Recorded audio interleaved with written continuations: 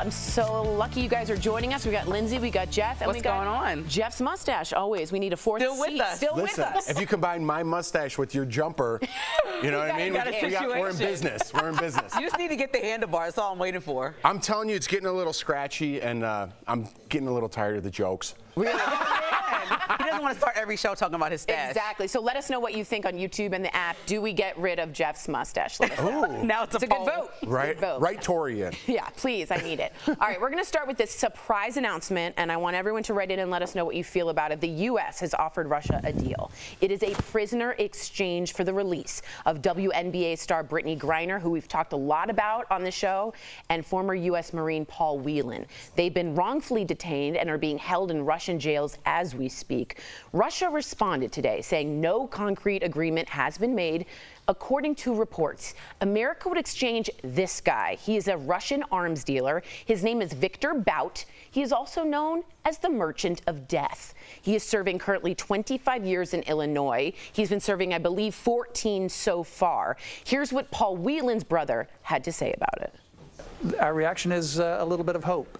The offer that the U.S. government has made and extraordinarily made public is super. Hopefully the Russian government will take the concessions that have been made and allow Paul to come home.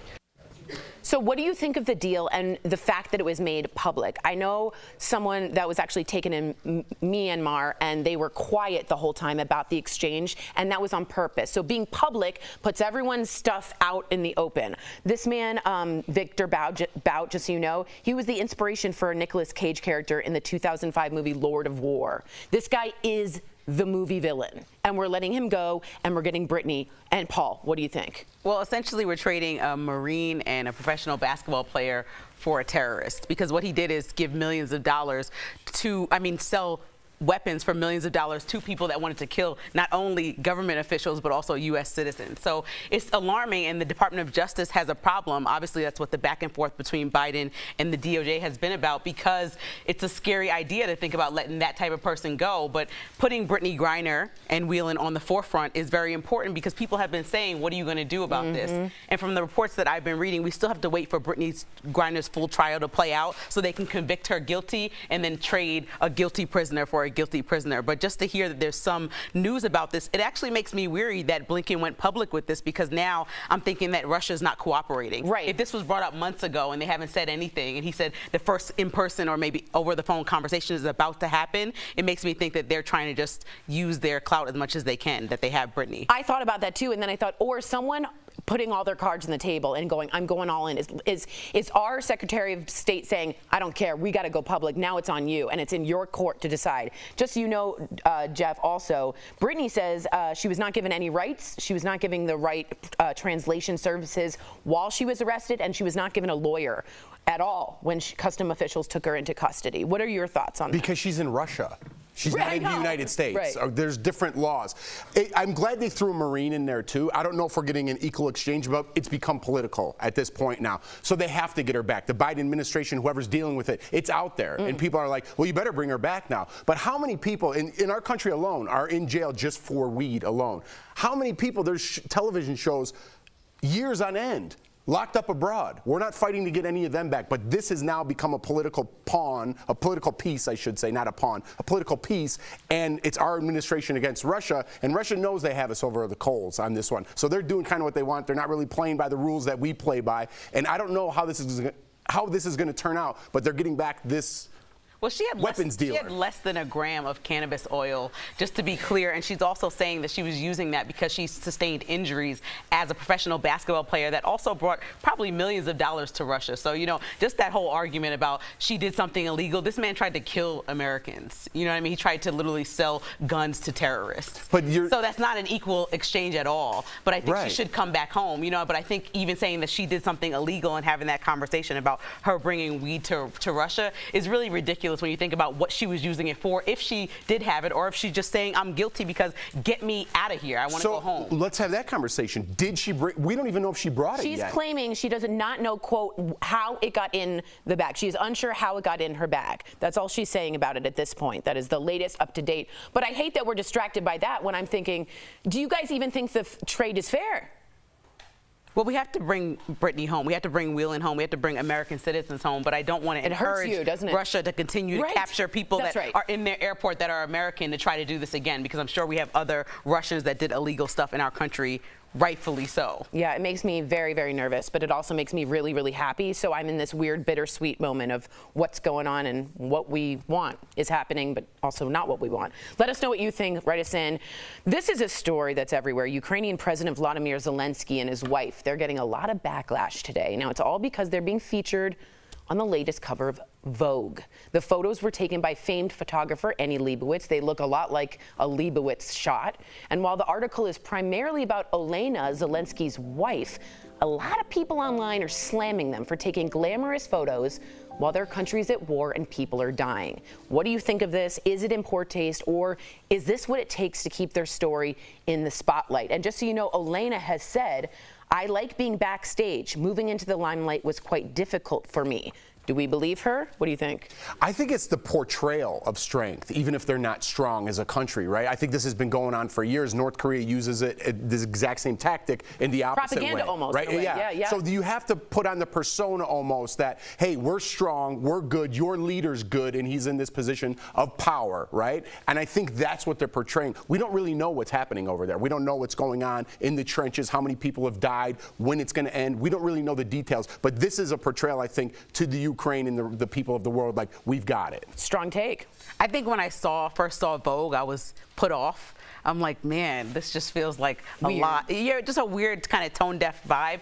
But I also understand that we as a country, Americans who they're relying on probably most, have largely forgotten this story in comparison to 2 months ago, how much we were talking about it every single day. And so in order to stay on the top of mind, we talk about why entertainers have the conversation at the Grammys about some political thing that they want to insert in the conversation. And it's because all eyes are on the Grammys. All eyes are on Vogue, especially when it talks politics, and that's why they always intertwine. And so I still feel a little bit weird that she went on the cover of Vogue and they both did as a couple when people are literally dying probably during the shoot. But I understand the need to keep it on the forefront, and we're talking about it again right now. Yeah, I'm 100% with both of you. If Ukraine is in your mind right now because of this, I'm all for it. We need it to people to remember it, but don't have Annie Leibovitz do it. Don't have it all out of focus and holding each other. Do it on the streets of Ukraine. Use a Ukrainian photographer. Show us what it's really like. Show us strength, but don't show us glossy. The glossy really turned me off, and I think that's what turned a lot of people off. But isn't that today's era, like kind of Instagram, like everything's great, I'm perfect, not a flaw, and then all of a sudden, at night they're like, oh, my stomach. You know what I mean? Like, they don't show that. Transparency is also in right now, so show us what it's like. Don't give me Annie Leibovitz. That was the wrong optics for me. The glossy. So the wrong photographer. Really? I would have liked if they would have used the Ukrainian photographer. I hadn't even thought about that. I don't know why you aren't doing that. And do it in the streets and show the buildings. That's strength to me. Coming up on DBL, an inside look at all the drama unfolding on Married to Medicine. We're catching up with Quad Webb, who has the coolest name I've ever heard. But first, a new study says having bad dreams as a kid can actually be harmful as an adult. No, big dreams. You got to explain that. Big dreams, or you said bad? Oh, big dreams. Big dreams. You got to explain that because I got a big problem with this. Oh, we're going to explain after the break? Yeah. Okay. Big and bad. Yeah. Jeff has a problem with it. Closed captioning provided by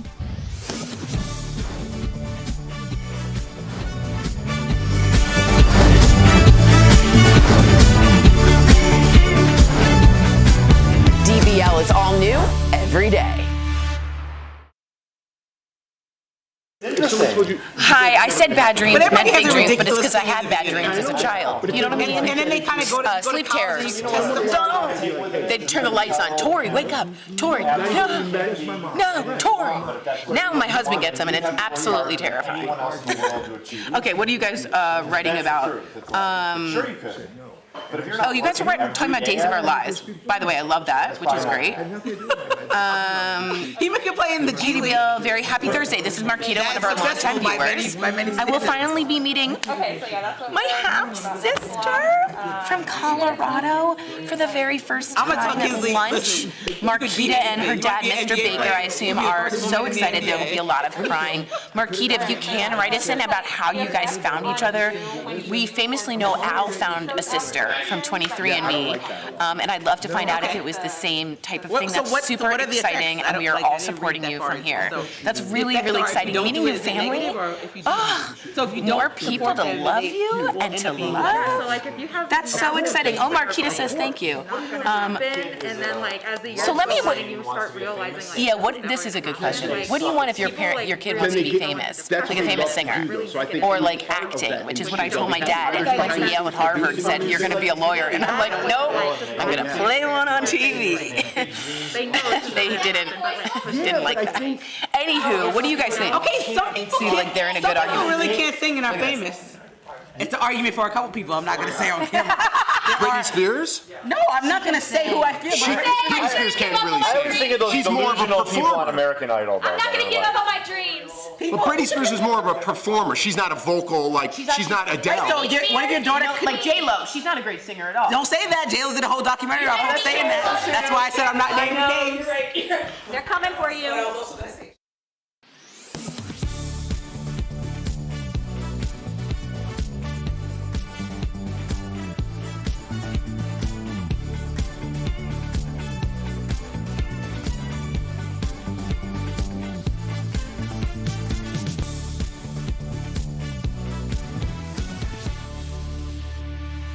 This is such a good discussion. We're still having it as we went to break, and now we're still talking about it. Welcome back to DBL. Growing up, we were told to reach for the stars when it came to life goals and aspirations. But a new study finds that telling children to dream big could be doing more harm than good. Researchers found that having unrealistic aspirations as a teen could have a negative effect during adulthood. If you achieve less than what you aspired to when you were younger, you could feel a negative impact on life satisfaction. On the other hand, if you achieve more than you aspired to, you would see an increase in your positive well-being. Jeff, go ahead. Take it away. I'm totally not for researchers. What? Researchers who gave up on their dreams and became researchers? Yeah. Who are these researchers? Research is a very prestigious job. Get real. 1 in 14 people feel like apples are the cause to brain cancer. Shut up, man. Nobody thinks that. Listen. If I literally, in my 700 square foot apartment in Los Angeles, and then 1 bedroom, which we had our child in, and I painted Reach for the Stars on half the wall in my child's bedroom, and the other half was ours, because I want him to dream big. We celebrate mediocrity in this country now, which I have no idea why. I'm going to tell my kids to reach for the stars, to go for their dreams. Well, you reach for the moon and you fall among the stars. Yeah, I think that's where it It's a good was, quote. right? But if you tell them you're never going to do this, or mediocrity is great, or this, that's what they're going to aspire to. But if you dream, anyone who did anything great, Michael Jordan, whatever it is that you love, they've all dreamed big outside the realm of other people's thinking. You have to think big, dream big, and you'll get there. Look at where I am right now. I'm on television with a mustache talking for a living. You know what I mean? Who thought I'd get here? But I had a dream. 20 years ago, I had a dream. And it's only because I stuck to that dream that I'm here. Although I would have been working for UPS if it was up to my mom. Listen, just get a job, have a family, live in the suburbs. You know what I mean? Beautiful. Yeah, I think you need to. I mean, I live my life intentionally unrealistic, because I think that everybody who's realistic is not talking to the same person as I am. So like, there's no path to get to some of the goals that I have, but I have created it for myself. So it's not like if I say I'm starting a production company, it's like, okay, little production company, okay, I bet I brought in more than your salary last year with my production company. So that's like, you know, those things people have said to me as recent as a couple days ago. And it's like, okay, but I did this yesterday. And so that's how I live my life, and I'll have Kinsley continue to live that way, because everybody, what's unrealistic to you, it maybe is to you because you can't do it. That has nothing to do with me. And so Kinsley, whatever you want to do, if you can't sing and you want to be a singer, well, let's figure out what role that you can do that intentionally can't sing, and you can use your voice that way. Or you can go on Broadway and be an actor / singer. We'll figure it out. But I'm going to help her in any way that I can to fulfill her dreams, because I was afforded that opportunity and saw people like my grandmother, who came from down south, South Carolina, and built her own business in New York City in 1920. So that's what I saw with my own eyes as I got older, who just passed away. So that's something that I live by. May she rest. How about you, Tori, quickly? There is nothing about thinking small that appeals to me. I want you to think as big as possible. I was doing interviews on my shampoo bottle when I was 10 to like people on the Actors Studio. I was famous in my eyes from day one. I was working on TV. I never thought anything was not possible. I'm surprised you haven't gotten better, though. Yeah, okay. Tori is really good, Jeff. No shade. No, I love it, Tori. I must love it. ask you a question. All right, we'll be right back. Then I kill him.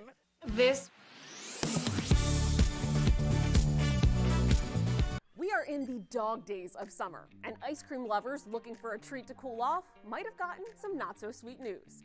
On July 21st, Josh Malatino, owner of ice cream truck franchise Snow Cone Joe, posted this on his company's Facebook page, saying, quote, "You heard it here first. The Choco Taco has been discontinued," alongside a headstone with an image of the frozen treat on it. That's cold, Joe. In the following days, people expressed their disbelief that such a beloved item would no longer be available. So, did the Choco Taco get discontinued? Let's verify.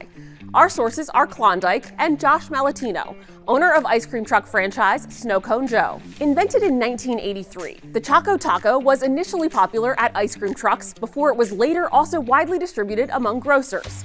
When Malatino realized he wasn't getting his usual supply of Choco Tacos, he called his distributor. For the past couple of weeks, I haven't been able to get Choco Tacos, so I had spoke to my provider up here in Albany, New York, about it, and he says, there's been a lot of issues going on, so I asked him if he had any idea when we would start to see them again, and he didn't. That's when Malatino took matters into his own hands, contacting Klondike, the maker of the frozen treat, directly.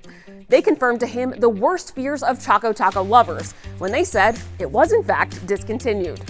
Verify also reached out to Klondike and was told the company made the cut due to a higher demand for its other products. In a statement on its website, Klondike added, quote, "A necessary but unfortunate part of this process is that we sometimes must discontinue products, even a beloved item like Choco Taco." So we can verify, yes, the Choco Taco is being discontinued. But some sweet tooth patrons aren't going down without a fight, as multiple petitions have launched to bring the sweet treat back. With your Verify, I'm Ariande Till.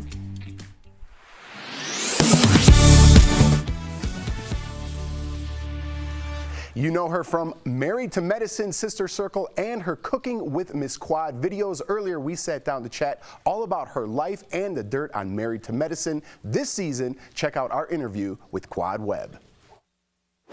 You went from Married to Medicine to living the single life, and now you've got your mom and nephew, as we just saw Mason, living with you. What's been the biggest adjustment for you? The fact he doesn't respect my space or my time. But other than that. Right. Literally just now, he's like, Auntie Quad, can I use your charger? I'm like, so you don't see these lights all over the office right now? I like it. That just means he's comfortable. He's like, I know you're on TV, but I got to talk to you real quick. Now, I need to play my game. Exactly. Right. Now, Quad, you have to help us out because you are known for your catchphrases. They're called Quadisms for anybody that didn't know. But we're going to give you a couple like tired sayings that we need you to help us out and like kind of make them new phrases. So the first one, throwing shade. It's a little bit old. So what should we do about that one? Let's get away from throwing shade and let's run the minutes. Run the minutes. I love that. Yes. Okay. All right. I'm digging that. Okay. Let's keep going now. What about this one? What about go big or go home? What would you say to that one? Oh, honey. I can't say it live because it has something to do with urination or get off the pot. All right. Yeah. All right. I like that. That's a good way to look at it. Okay, so let's get into this season of Married to Medicine because you know I am watching. First of all, sis, I'm so happy to see you again. Yay!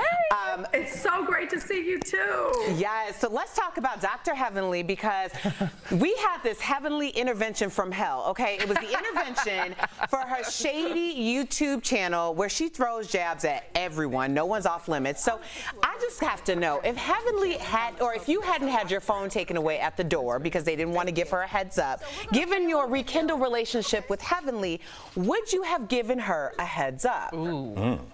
I would have told her, like, you know what, you need to have your eyes wide open. Keep your eyes peeled. Here's the deal. If it was a true intervention, then I could understand that. But the fact, it felt like very much so like an ambush to me. I feel like when you're truly wanting to get to the core of something, you don't go and get with someone's adversaries and conduct an intervention. You get with people who really care and who are trying to dig deeper to see what is the source of the problem and where is this coming from, like myself or Dr. Jackie, who are close with Heavenly. Because you invited guests who shouldn't have been in the room at the time. Okay. Yeah, or even if they were in the room, that's fine. But allow us to have more, her friends, to have more insight and having more of a dialogue with her versus two people that she really doesn't care about or like. Yeah, no, that's imperative, I would say. Now, how would you handle your personal issues with Heavenly and her channel? Oh, listen, I have picked up the phone and I've called Heavenly and say, listen, when you say disparaging things like this, because we're friends and people know that we are friends, it may lend some truth to whatever the lie is, because honey, she's told a lie on me, honey, flat out. Let me just say that. Secondly, when people come to tell me these things, how can I defend our friendship when you're weakening our friendship by the actions you're taking, the things you're doing? I feel like you could write a book on that. Like, you can't be friends with somebody and then say things about them when everyone's going to assume that it's the gospel because you said it. And then you have you out here looking crazy because you're defending this person who's putting stuff out in the streets about you. I get it. Well, listen, did you see how I had my good pen and my good paper? Did you see? Thank you so much for making us laugh. We adore you. DBL Nation, make sure you pick up a copy of Quad's cookbook, Cooking with Miss Quad, and Married to Medicine airs Sundays on Bravo. We'll be right back. Thanks, Quad. Thanks, Quad. Thank you all. Have a good one. Promotional consideration is brought to you by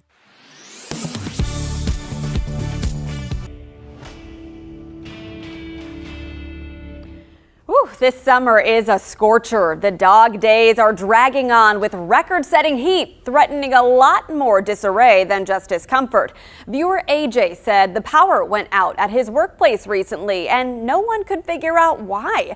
He asked, is it true heat can cause power outages? Our sources are the North Carolina State Cooperative Extension, American Society of Civil Engineers, the independent science research nonprofit Climate Central, and Duke Energy Representative Jeff Brooks, who confirm it's true. As the heat increases, electric use goes up because of air conditioning and other types of electric use, and that puts more and more strain on the system. Now, the grid is a machine, right? It's designed to work in extreme conditions. It can perform well in challenging conditions, but like any piece of equipment, the hotter it gets, the less efficient it operates. And so you will see lines actually begin to sag a little bit in some cases, and that's the effect of gravity and the energy that's flowing through those lines as it pulls down to the earth. The American Society of Civil Engineers gave the U.S. electrical grid a C- rating. The engineers warned our electricity, quote, depends on an aging and complex network. Even if states go greener with zero carbon by 2050, grids still could have weather problems. Heat could reduce wind speeds, meaning minimal wind power, and drought could reduce water supplies for hydroelectric dams.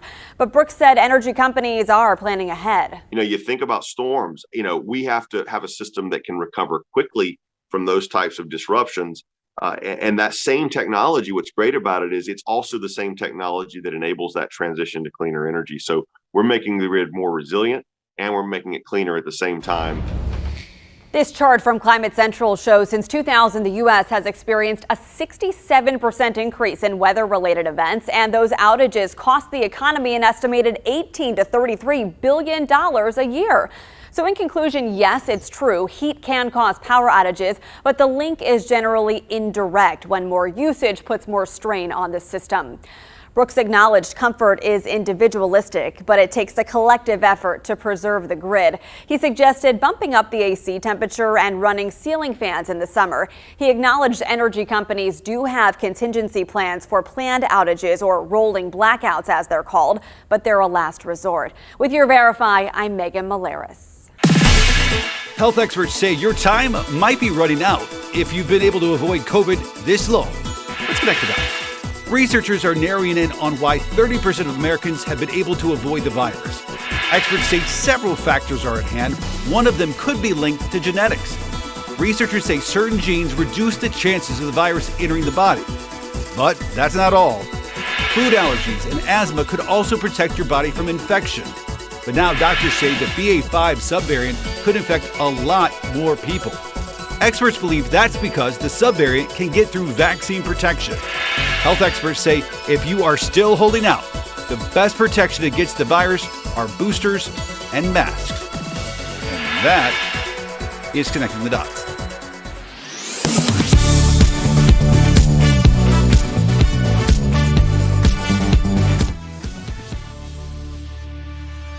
Today's Thursday. You know what that means, right? Sweet? Oh, let me let you do it. Nope. Sweet? Sweet deal. Yeah, that's right, baby. We almost had it. I know there's something in here for you, so just check it out. Steph, what do you have for us today? Fill me in. Hi, Tori. Hello, DBL Nation. I am so excited to show you today's deals. This one is one of my favorites we've ever had. It is the Cuisinart 1.5 quart Easy Clean ice cream maker. Oh, heck yes. So this deal includes one ice cream maker, so you can easily make your favorite frozen desserts in just half an hour or less. What? So normally this is $83, but guess what? We've got it for $59. Hot dang. It's saving everyone 29%. Now, Tori, we've got Caloric 2-in-1 stainless steel wine opener and preserver. So this deal includes one opener, preserver, 2 wine stoppers, 1 foil cutter, and a drip-free wine pourer. Normally, this is $90. Oy. But guess what? We've got it just for $24. So it's saving everyone 73%. And now it's the Ezine by iLife G50 cordless stick vacuum cleaner. Oh, wow. So this deal includes 1 vacuum, 2 attachment accessories, and 1 wall mount with a charging station. So normally this is $180. Okay. But we've got it for $79, which is saving everyone 57%. And then last but not least, we've got this Danielle Creations facial steamer and beauty set. So it comes with a jade facial roller, a headband, a blemish extractor, got it, and a facial steamer with 2 different attachments. So normally this bundle is $70. Okay. But we've got it all for just $29. I know it's saving you guys 59%. Steph, thank you so much. Y'all head on over to morningsave.com to snag these amazing deals at the lowest prices, or you can even just scan the QR code that's right on your screen right now. It will take you directly to these products on Morning Save's website. As always, Steph, thank you so much. Really quick, I want to let you know a longtime viewer, Marquita Baker, is going to meet her half-sister for the first time in Colorado today with her dad. So we Congrats, wish you Marquita. well, and mazel tov to Marquita. She's been a longtime viewer and a good friend. DBL's How long new has she every been day? Jewish for? She's not Jewish. Oh, okay. I can still say mazel tov. I just filled in 10 more seconds. Goodbye. We'll see you tomorrow, and his mustache will still be here. Sorry. Bye, guys. Sorry.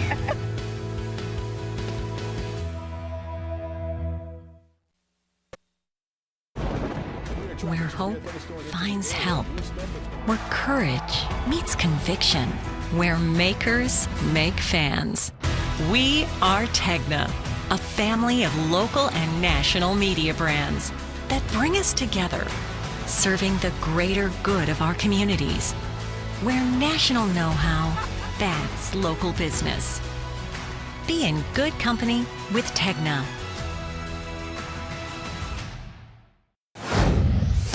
I know you lying. You are wrong as all get out. Be honest about what you are, but don't get tough when BLM protesters are walking down the street. I don't know how much time we have, but I'm about to go on this rampage really quick. Okay, 1 minute. Who are you? I'm Tori. Oh. I thought everyone knew. Sorry. Don't you respect my opinions as well? I have to respect yours. Can't you respect mine? Raise the roof. Yes. Embarrassing. Yeah. DBL is all new every day.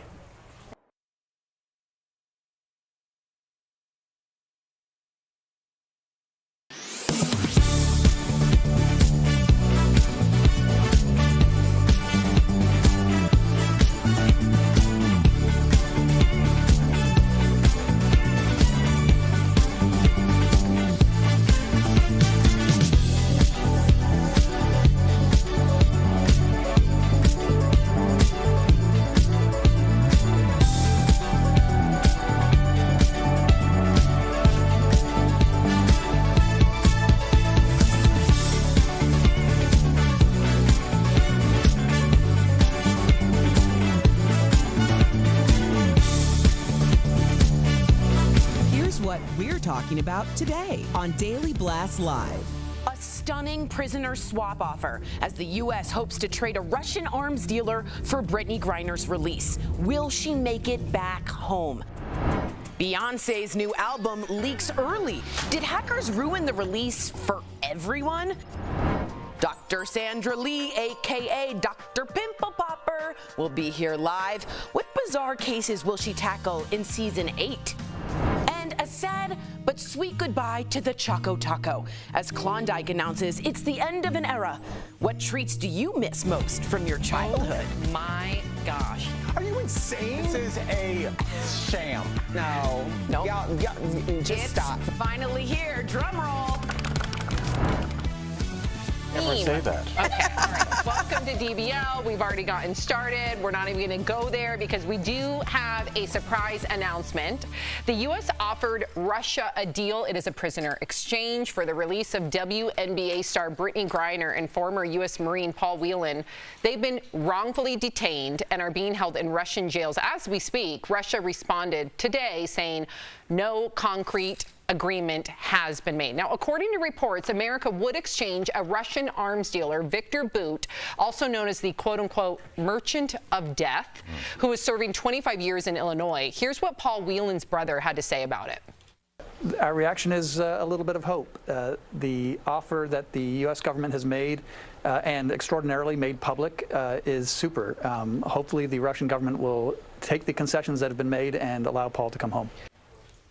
So what do you think of this deal? What do you think about the deal being made public, Al? I think in 2022, everything is public. Well, the Kremlin does not want it to be public. I don't think anybody wants anything out there, but I don't think people have a choice anymore. I mean, look at January 6th, thousands of videotapes, thousands of texts, thousands of emails.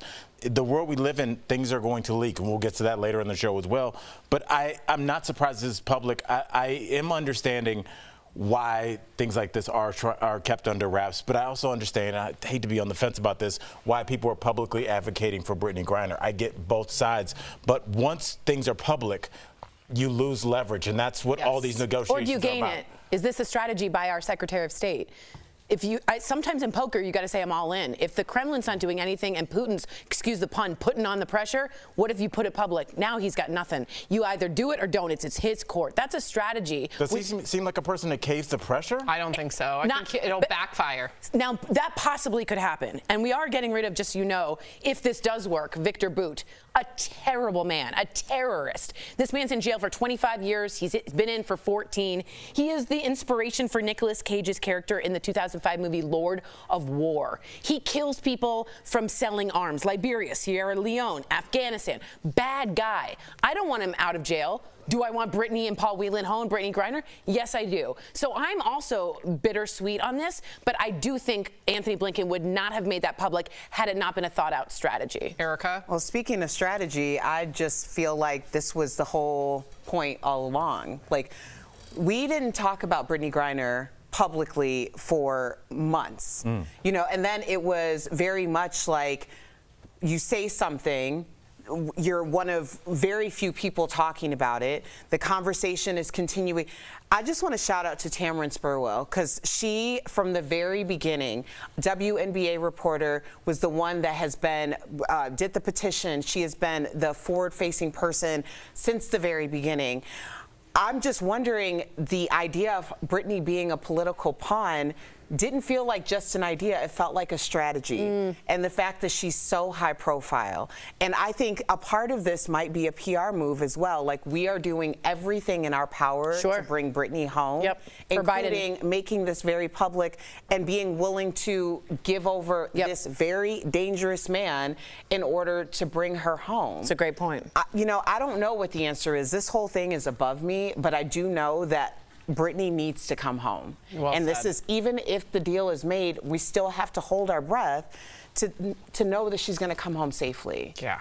Wow. Well, we will definitely be keeping track of that story. So Ukrainian President Volodymyr Zelensky and his wife are getting a lot of backlash today. It's all because, look at that, okay? They are being featured on the latest cover of Vogue. The photos were taken by famed photographer Annie Leibovitz. Many of you know her for a lot of her Vanity Fair articles and pieces with her photography. Well, while the article is primarily about Elena Zelensky's wife, which is Zelensky's wife, Elena, a lot of people online are slamming them for taking glamorous photos while their country is at war and their citizens are dying. So what do you think of this? Do we think this is Tory in poor taste? Do you think that this, on the other hand, maybe keeps their story in the spotlight, or no? I have a really strong take on this. I don't care why you're thinking of Ukraine. You could be ridiculing this story, but the word Ukraine is now back on the lips of people in the media. That to me is a plus. The one thing I would have changed is not hired Annie Leibovitz. It's very glossy. It's very fan. It's very and I think hire a Ukrainian photographer, do it out where there's bombings, show us not the glossiness, show us them out and what Ukraine really looks like. The aesthetic to me is too polished. It shouldn't have been that. It shouldn't have been Leibovitz. But should they be on Vogue? Honey, be on absolutely every magazine cover you can be on. Yeah, I don't know if I agree with that, only in that morale has so much to do with a country when they are at war. And if you show them in bombed out cities, you show rubble with them standing on it, I think people that live there will be like, yeah, I know, that looks like outside my door. But if you show people that look like you, that are from your country, looking glamorous, giving you hope that, like, we will get through this. Hey, our leaders still look strong. They not only look strong, they look healthy and good. That morale might get you through another week, another month of being shelled. But if my son had died, I wouldn't want to see, or daughter, I would not want to see that. I think you're both right. I think this is a strategy, again, to go directly to this particular demographic. When we're talking about Vanity Fair, generally, Vogue, sorry, Vogue. But, you know, generally when you think of Vogue, you think of a higher socioeconomic status. You think of readers who might have a little bit more pull, a little bit more influence. So I think we've seen the, you know, bombed out places. We've seen all of these horrific images that are very much like photojournalism. This photojournalism is like, hey, as you're going through living your life with all of these fabulous things, don't forget about us, and here we are. So I think it's just bringing it to this audience. See, I thought it came off tone deaf, and I hate saying that because I know. If that's how you feel, that's how you feel. Well, listen, I think people need to have, you can have duality of thought and look at it and say, oh man, that came off tone deaf, but also say those two individuals that are featured right now have definitely been they walk the walk. Right. Okay, so we don't have to, if we were to put Biden there or President Trump there, I would welcome that backlash because I wouldn't say either of them really would fight with the people on the streets if we were to be involved in a World War III. We know Zelensky does. We know that Elena has been very loyal and she's done a lot of philanthropic efforts to make sure that the people of Ukraine are not only heard, but they are protected. So those people can do whatever they want, considering that if you look at their resume, they have delivered. But I do think, I just try and put myself in the shoes of someone in Ukraine, knowing that I have so much faith and belief in my leaders, but I also feel like that looks tone deaf, considering that a lot of people are still in bunkers. Would it have changed for you had the aesthetic not been so, and I say this nicely, Leibovitz? I mean, it's so. Oh, of course. Yeah, had the aesthetics just been changed. I don't even like it being a part of Vogue, and I'm sorry to say that. Yeah. I really do. I'd rather them be on the cover of Newsweek, but maybe if they were on the cover of Newsweek, they wouldn't be that audience. We wouldn't be talking about this. So I get that there's a flip side to it, but I do think it comes off tone deaf. Yeah, I hear you. And I will say this, there are moments of beauty, even in tragedy. Even if a hurricane has leveled a city, tornado, earthquake, there are like these little spots of beauty where humanity creeps out. And I feel like that also has to be highlighted as well. And I think this was in Newsweek, we would see the people on stretchers and the Red Cross sign. But I think looking at this in Vogue, glossy. It reminds you they're human beings, and they still are. They're a young couple, and they look like a lot of people on this planet. They look like a lot of Ukrainians, and people need to see something that they can identify with to continue with the cause. So I feel like overall, I definitely get what you're saying, because that was my initial thought. I do think there's got to be some parts of humanity that are kind of glamorous and still beautiful in order for people to not just want to follow a perpetually super sad, depressing story. I get that. I do. Let's remember, though, that those two walk the walk, so who cares at the end of the day? Coming up on DBL, are men turned off by women who think they're funny? Comedian Whitney Cummings weighs in. And a new study suggests kids shouldn't reach for the stars, why research is encouraging more realistic goals. And you may have heard the Choco Taco won't be on shelves much longer. We're taking a look back at some other retired classics next. Closed captioning provided by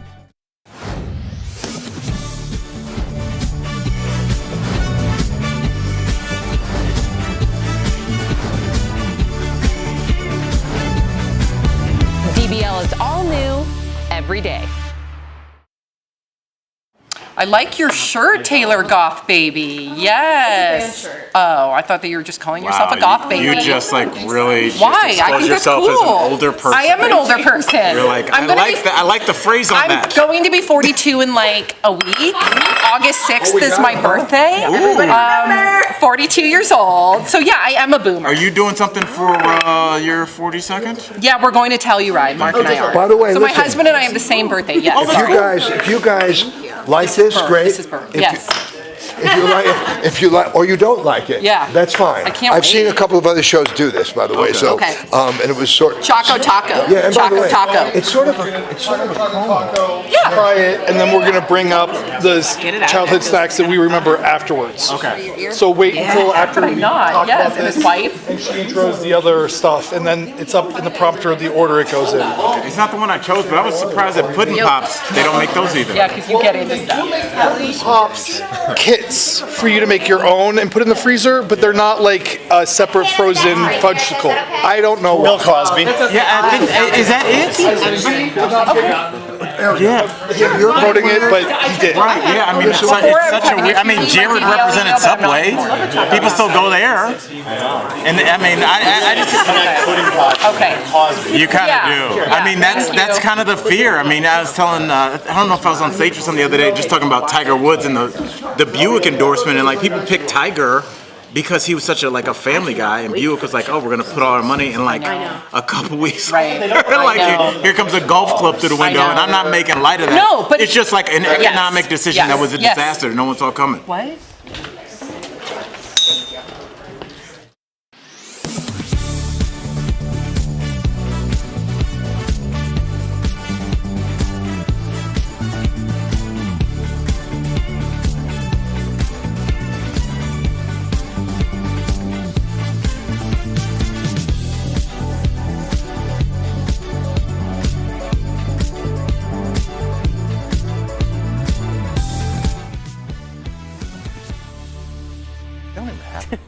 Welcome back. There were a ton of headlines this week all about a beloved childhood snack, Klondike's Choco Taco. Yep. If you're unfamiliar, it's an ice cream bar in a taco-shaped cone. The company announced that it's taking the product off store shelves. Here's just some of the media, I should say, outrage. And some big news from the frozen food aisle that has some shocked and outraged. And just when we thought we couldn't take another punch to the national gut, we've learned that Klondike's Choco Taco has been discontinued. This deserves a memorial, and we will celebrate it today. Slow motion. You're an ice cream waffle taco covered in chocolate. Oh my gosh. So we got ourselves some Choco Tacos. You guys, this is the last time you will probably be able to bite into a Choco Taco. Oh, man. Okay, so first everybody take a bite, and then I want to know if you've had one. Have you had one before, Tori? Yeah, I have. Okay, are you sad? I'm very Are you sad? Erica, have you had one? I'm sad. I just had my first and last one. What? I don't know, because the outside's disgusting. What do you mean? It's not that good. It's a cone. Yeah, it's a very chewy cone. Soft I see why cone. these are being discontinued. And Erica, drumsticks. are you sad? This is horrible. Are you sad? No. It's not that good. Let's be honest. You know what people like about it, Sam? It's the texture. You get the cone, you get the ice, you get the chocolate, you get the crunch. You get a lot of taste in your mouth. Isn't it just a squished cone? I'll go to like my nearby ice cream store. I'll get one of these cones. I'll get some vegan vanilla ice cream, some chocolate, some nuts, and then I'll just squish it. And there's my own Choco Taco. No, That's a lot of work. No one would ever do that. But you know what? Honestly, and this might sound very pretentious. It seems like messy to eat. Like I don't want to touch it again. I don't want to touch it. And like, why fine don't you with that. just get a Kit Kat and put it in the refrigerator like a grown up? I'm fine with that. I don't I'm like fine that. with messy. Let's clean up in seat 2. Anybody got napkins? I'll clean up in seat 2. Okay, so this got us thinking, excuse me while I eat the chocolate off the top. Our beloved childhood snacks or foods, right? It made us thinking about those and what we loved that are no longer a thing. Okay, we're going to shocked start, by okay, this. like who could forget pudding pops, okay? Right, which were many of our in our freezers growing up.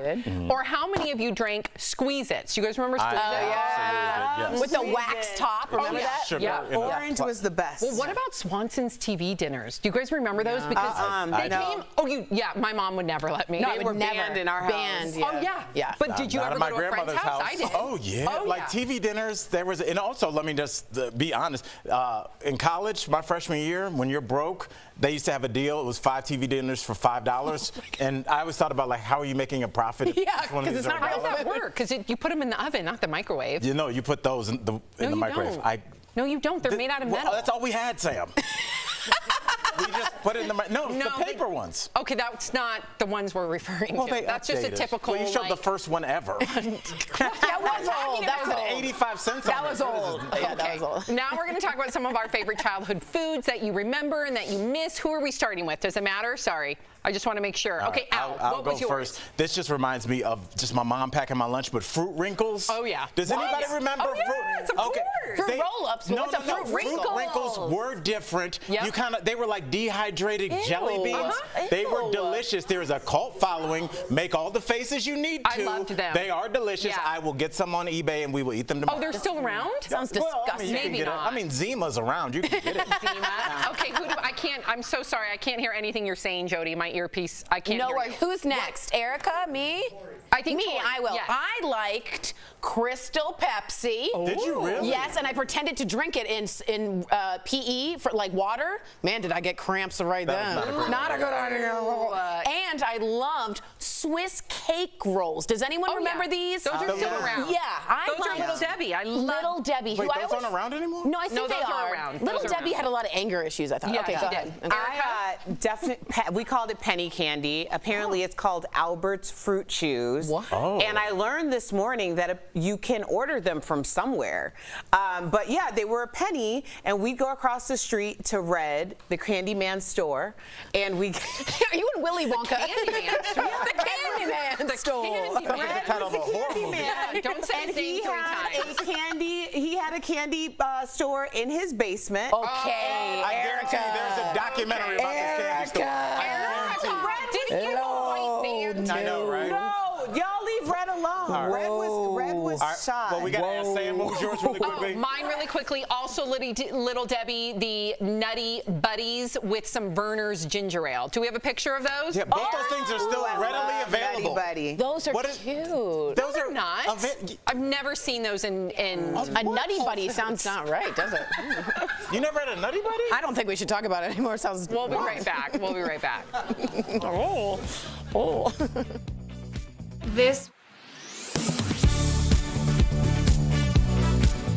We are in the dog days of summer, and ice cream lovers looking for a treat to cool off might have gotten some not-so-sweet news. On July 21st, Josh Malatino, owner of ice cream truck franchise Snow Cone Joe, posted this on his company's Facebook page, saying, quote, "You heard it here first. The Choco Taco has been discontinued," alongside a headstone with an image of the frozen treat on it. That's cold, Joe. In the following days, people expressed their disbelief that such a beloved item would no longer be available. So, did the Choco Taco get discontinued? Let's verify.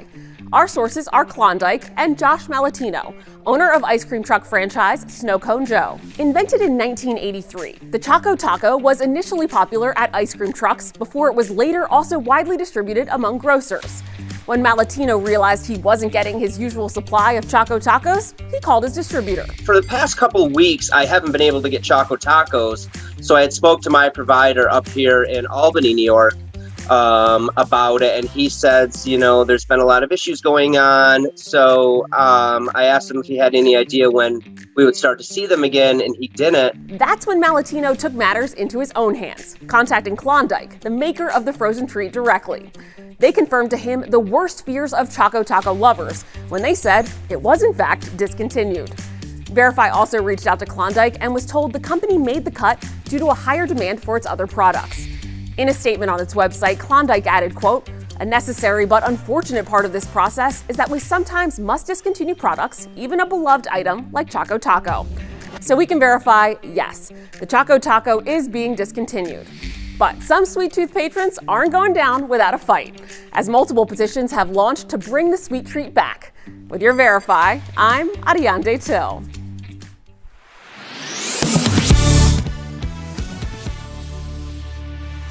Welcome back to DBL. Growing up, we were all told to reach for the stars when it came to life goals and aspirations, but a new study finds that telling children to dream big could be doing more harm than good. So researchers found that having unrealistic aspirations as a teen could have a negative effect during adulthood. If you achieve less than what you aspired to when you were younger, you could feel a negative impact on life satisfaction. On the other hand, if you achieved more than you aspired, you would see an increase in your positive well-being.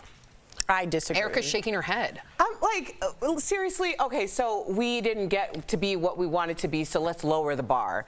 That's silly. I mean, when I went to, I think it was like Vacation Bible School, my parents would put us in these things, and there was a song, I might as well think big or dream big. Why would any thought be small? I might as well dream big if I want to dream at all. And the idea was that if you at least aspire to something, you're continuing to try to achieve it. And I think when you lower the bar, you're like, okay, well, I did the thing I said I was going to do, so I'll just rest on my laurels now. And guess what happens? Life catches up with you. You have to continue to think bigger. Al, have you had this conversation with your kids? Because they're older. But it's different. I have a different take. I really do think this, I wouldn't call it lowering the bar, I call it changing the bar and maybe going after To a lower things, space?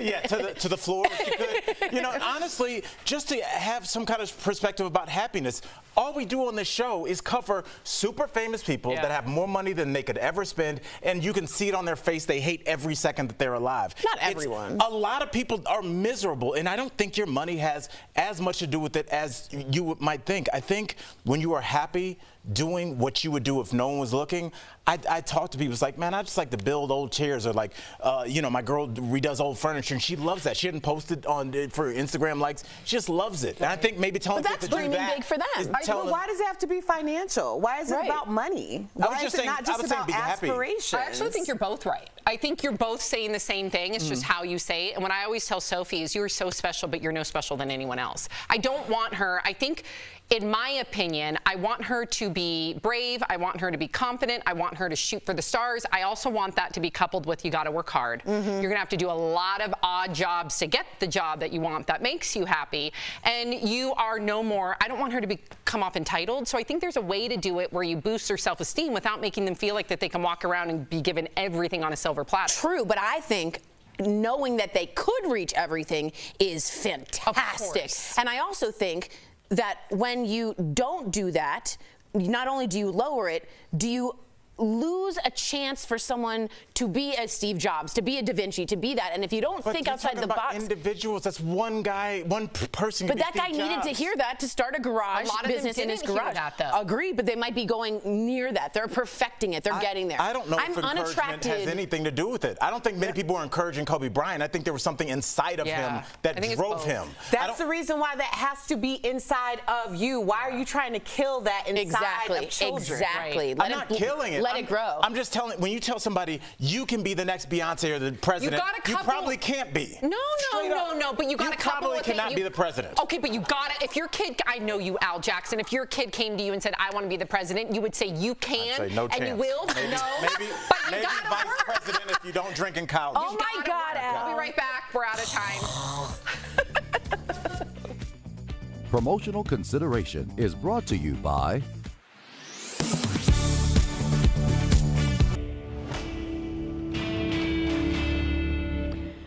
This summer is a scorcher. The dog days are dragging on with record-setting heat, threatening a lot more disarray than just discomfort.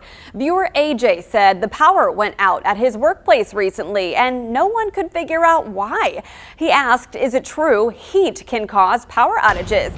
Our sources are the North Carolina State Cooperative Extension, American Society of Civil Engineers, the independent science research nonprofit Climate Central, and Duke Energy Representative Jeff Brooks, who confirm it's true. As the heat increases, electric use goes up because of air conditioning and other types of electric use, and that puts more and more strain on the system. Now, the grid is a machine, right? It's designed to work in extreme conditions. It can perform well in challenging conditions, but like any piece of equipment, the hotter it gets, the less efficient it operates.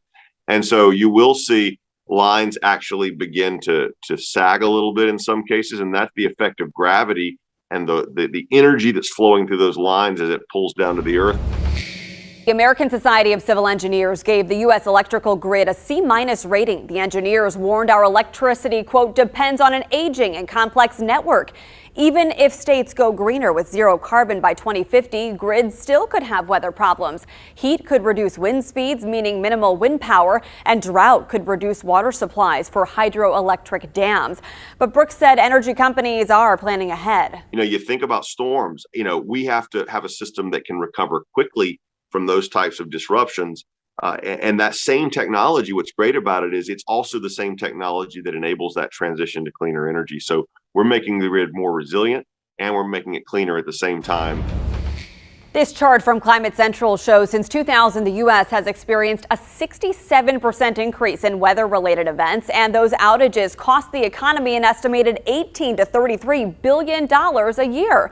So in conclusion, yes, it's true, heat can cause power outages, but the link is generally indirect when more usage puts more strain on the system. Brooks acknowledged comfort is individualistic, but it takes a collective effort to preserve the grid. He suggested bumping up the AC temperature and running ceiling fans in the summer. He acknowledged energy companies do have contingency plans for planned outages, or rolling blackouts as they're called, but they're a last resort. With your Verify, I'm Megan Malaris. Health experts say your time might be running out if you've been able to avoid COVID this long. Let's connect the dots. Researchers are narrowing in on why 30% of Americans have been able to avoid the virus. Experts say several factors are at hand. One of them could be linked to genetics. Researchers say certain genes reduce the chances of the virus entering the body. But that's not all. Food allergies and asthma could also protect your body from infection. But now doctors say the BA.5 subvariant could infect a lot more people. Experts believe that's because the subvariant can get through vaccine protection. Health experts say if you are still holding out, the best protection against the virus are boosters and masks. And that is connecting the dots.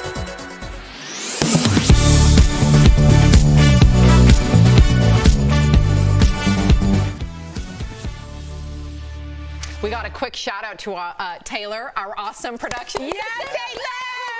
We went to 12 different stores to find the Choco Tacos. Love you, Taylor. All right, if you're leaving us, you can watch the second half of the show online. Watch on YouTube, dailyblastlive.com. But if you get the second half of the show where you are, here's what's ahead. Beyonce's highly anticipated album gets leaked, and you know her as Dr. Pimple Popper. Dr. Sandra Lee is here live. Yeah.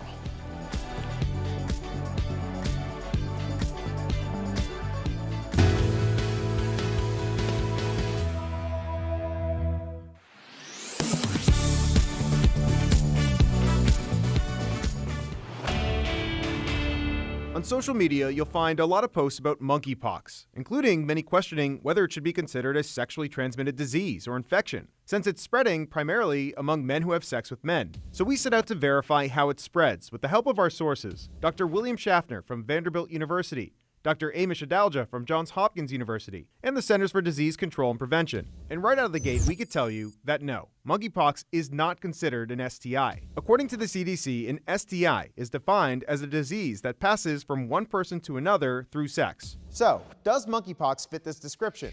Dr. Schaffner says that there's been some debate about this. It is spreading between sexual partners, but that's mostly due to the close contact. Although it may not be technically a sexually transmitted infection, it is being now transmitted in the vast majority of cases through sexual skin-to-skin intimacies. Our other expert, Amish Adalja, says more studies need to be done to find out if the virus is also spread through sexual transmission. Although at this point, what we do know is that it's spread through skin-to-skin contact. If somebody has monkeypox lesions on their body and they rub against another person's body parts, that infectious material can transfer from the monkeypox lesion to the other person's intact skin. Which our experts say likely explains how children have become infected through close contact. If the lesion is out on a part of the body where a child could, by hugging their dad, touch that lesion, then that would be a mode of transmission. As of now, skin-to-skin contact is the primary way that this virus spreads. With your Verify, I'm Evan Kozlov.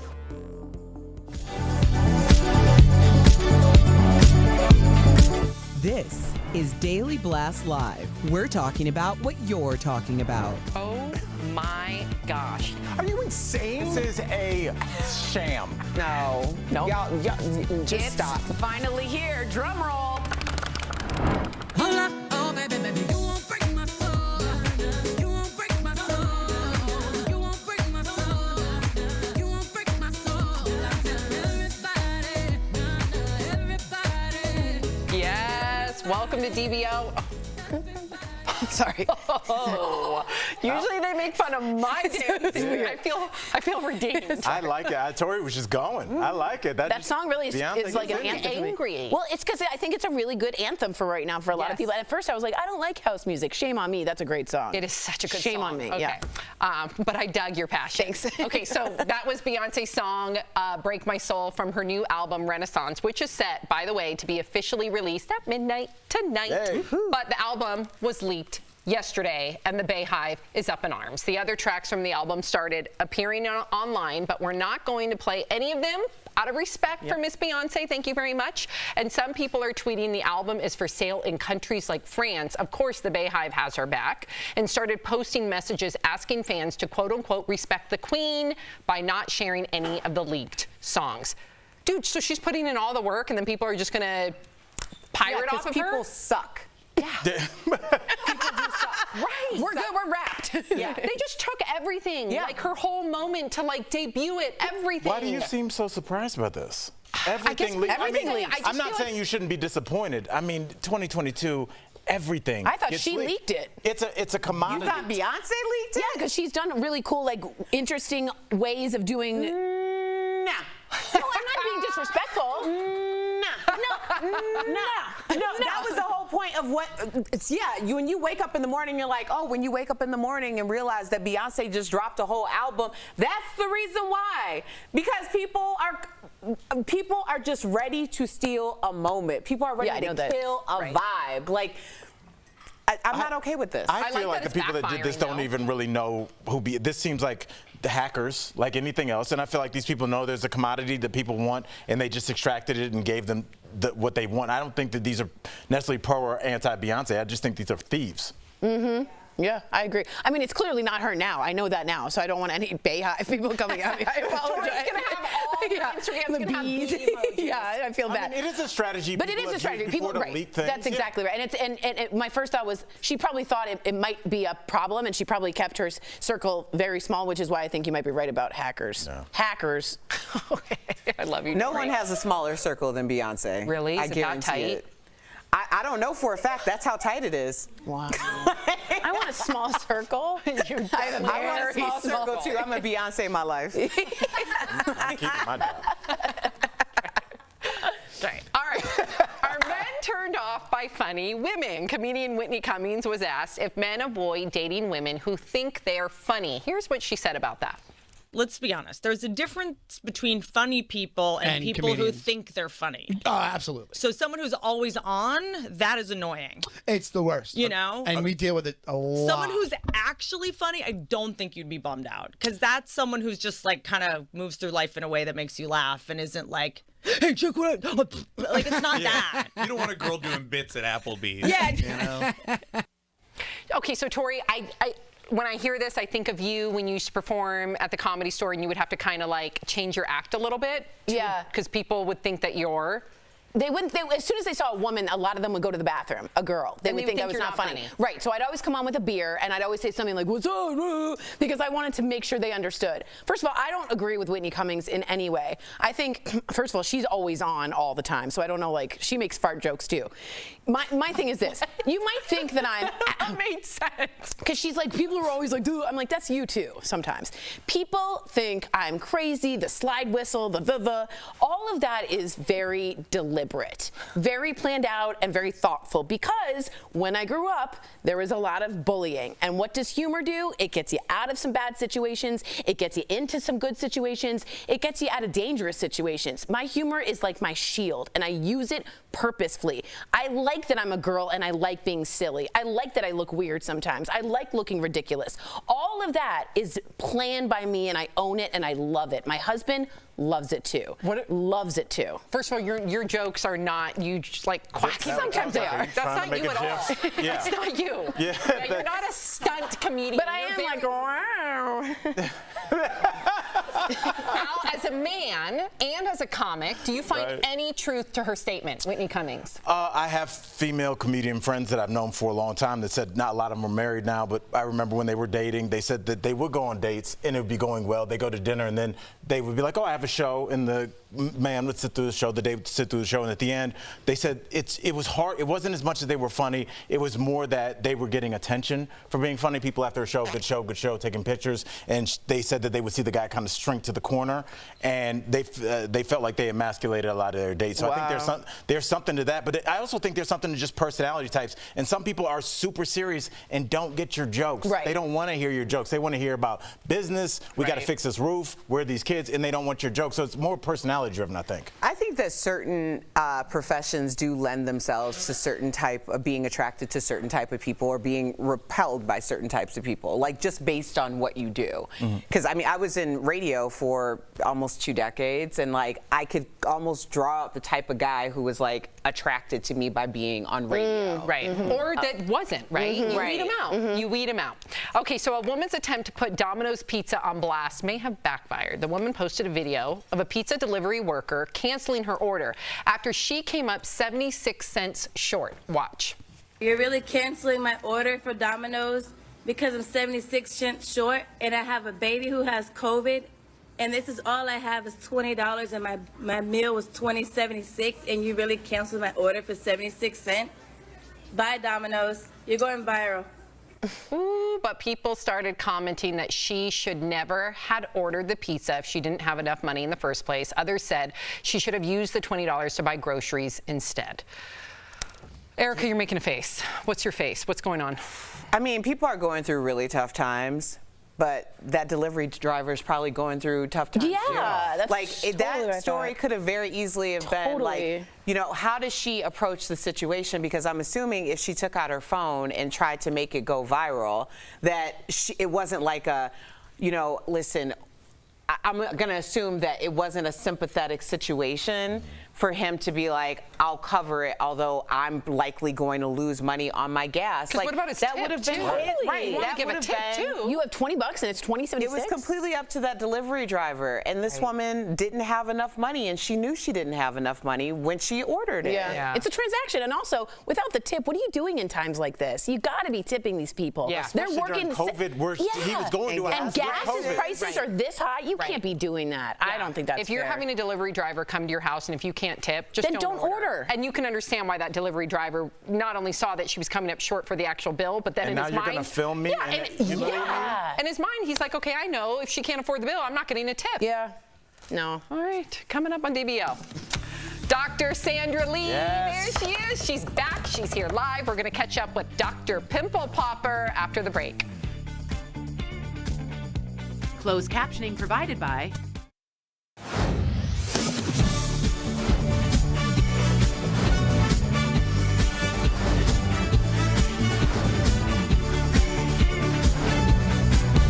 DBL is all new every day.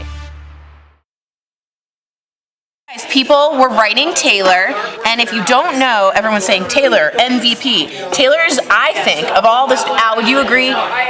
Oh, I'm kidding. The coolest style, one of the coolest styles in the building, in the studio. Yeah. Do you agree? Yeah, I think that's kind of the beauty of people being able to dress how they want in this workplace. Is like, I feel like if you just took everybody's clothes and laid them out, you could be like, that's Peter. That's, like, I think you could see everybody's, people have their own kind of look and their own kind of expression. So I think it's, Taylor she's a thrifter. We were talking about gothy, vintagey. Yeah, she's a vintage. 80s. Like a vintage. It depends on the day.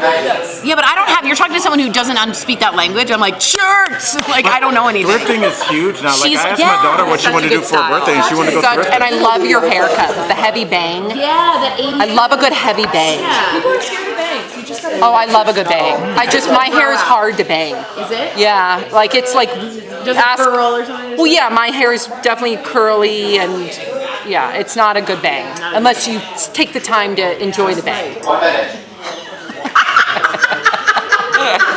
I don't even know. I didn't know where that was going, but I do like that. I know that you get pleasure from styling your hair. It's a good thing. Oh It's my something gosh, you should I take love time. a good blowout. I was talking to my son If I could have a blowout every other day, I'd be a very happy person. I was talking to my son about enjoying like bathing himself and grooming himself rather than just being like, fine, I'll get in the shower. Like, take your time. Oh, and, it's like, a whole thing. Touch your scalp and like. I do these things now. Men What do you don't. call the eye patches, you guys? Do they work? I think they do. Peter Thomas Roth. They're very expensive, so I was like, the goal. And then I put in Kourtney Kardashian clips, and I just sit there. Switch from a shower being a hassle to a pleasure.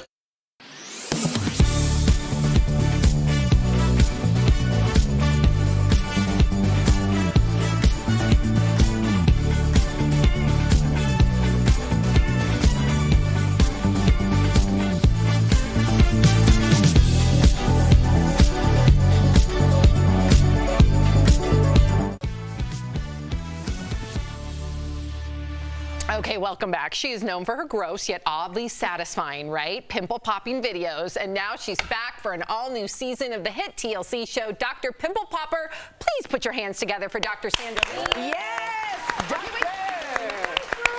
Tori, before you jump in, I have to address, you have like 2 huge scalpels behind you? Yes. Like huge. Yes. What are those? Yeah, they're very big and they're very sharp actually too. You have to be very careful with them. I want a life-size scalpel. Where do you get one of those? Those are crazy.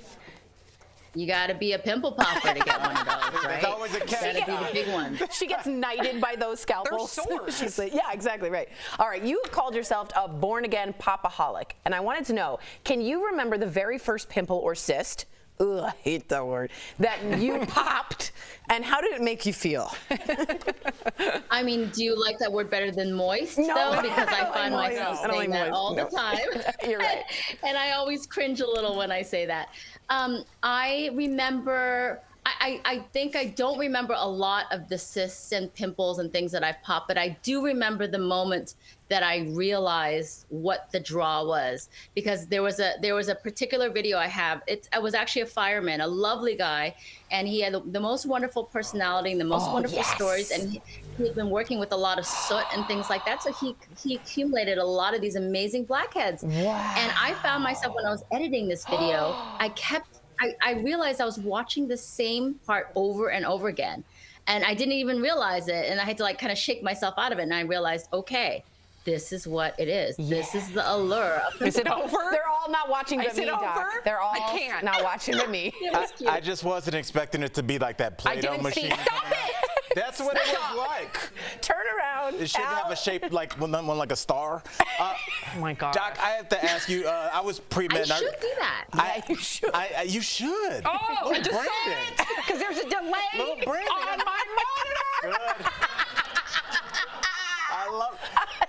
Doc, obviously, we're not doing great over here. But is there any medical condition that grosses you out?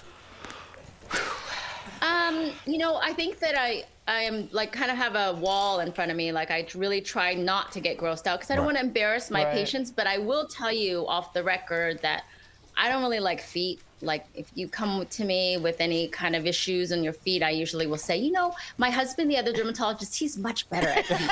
So I'll like send him to you. Smart. You pass the feet like sis to your husband. Oh, gross. You know your strengths and you know your weaknesses. I'm here for it. I love it. Wow. Yeah. Just want to know which producer decided to feed us a Choco Taco and then. Good call. So, has anyone ever fainted on the table while you popped their cyst? Ooh. And what was your most memorable patient reaction? I will have to say I'm very proud of my ranking here. I think I'm the #1 in my office of the least amount of faints, because I do think that as a dermatologist, you're pretty observant of people. They're awake while you're doing things. So I usually can spot when somebody is feeling lightheaded, and it's not usually from cysts or lipomas. It's more likely from like if you're doing filler, like Botox or filler into around the cheeks, around the mouth. That's when people hold their breath and they might get lightheaded. And so in terms of like, what was the other question? My most memorable patient? Yes. Or the most memorable thing that they did? I had a patient who had a cadaver dog. No, this is random. She had a cadaver dog, and I was removing like a lipoma from her, and she asked if she could keep it so that she could use it in training for her dog to detect like human. Yeah, and so. Yeah, Good intentions. It's good intentions. Okay. Good intentions. Trying to advance science. That's right. That's right. That's right. It saves lives. Yep. It saves lives. Yep. Okay, so your new season that we got to get to this because Dr. Pimple Popper is coming back out. It's actually out now, everybody. Okay, I know, Tori. I know. Okay, so was there a particularly complicated procedure this season that we should all be looking out for? All of these are complicated. They're all complicated. These are people really at their last, this is like their last opportunity. They feel like the end of the line for them. For a lot of them, they've looked for help and they haven't been able to find it. And, a lot of it has to do with money and fear and just trying to find help and not getting it. So a lot of these are very complicated cases, and, it's not like a really straight, none of them are really straightforward. So thank goodness. I think it's really interesting because you're part of you're part of it in terms of me figuring out what's going on. You're brought along for the ride. Thank God for her, because I don't want anybody to feel ashamed when we look away, because I've had gross things. It's hard for me to watch. It doesn't mean I don't also have those things. You give people their dignity. And That's right. Yes. That's right. We appreciate you, Doc. Dr. Lee, thank you so much for chatting with us as always, and be sure to watch the all-new season of Dr. Pimple Popper airing now on TLC. We'll be right on cue. Isn't that cute? Eric, are you okay? Oh my Thanks, Doc.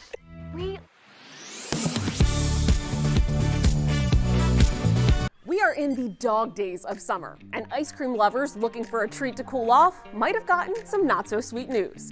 On July 21st, Josh Malatino, owner of ice cream truck franchise Snow Cone Joe, posted this on his company's Facebook page, saying, quote, "You heard it here first. The Choco Taco has been discontinued," alongside a headstone with an image of the frozen treat on it. That's cold, Joe. In the following days, people expressed their disbelief that such a beloved item would no longer be available. So, did the Choco Taco get discontinued? Let's verify. Our sources are Klondike and Josh Malatino, owner of ice cream truck franchise Snow Cone Joe. Invented in 1983, the Choco Taco was initially popular at ice cream trucks before it was later also widely distributed among grocers. When Malatino realized he wasn't getting his usual supply of Choco Tacos, he called his distributor. For the past couple of weeks, I haven't been able to get Choco Tacos, so I had spoke to my provider up here in Albany, New York, about it, and he says, there's been a lot of issues going on, so I asked him if he had any idea when we would start to see them again, and he didn't. That's when Malatino took matters into his own hands, contacting Klondike, the maker of the frozen treat, directly. They confirmed to him the worst fears of Choco Taco lovers when they said it was in fact discontinued. Verify also reached out to Klondike and was told the company made the cut due to a higher demand for its other products. In a statement on its website, Klondike added, quote, "A necessary but unfortunate part of this process is that we sometimes must discontinue products, even a beloved item like Choco Taco." So we can verify, yes, the Choco Taco is being discontinued. But some Sweet Tooth patrons aren't going down without a fight, as multiple petitions have launched to bring the sweet treat back. With your Verify, I'm Ariande Till.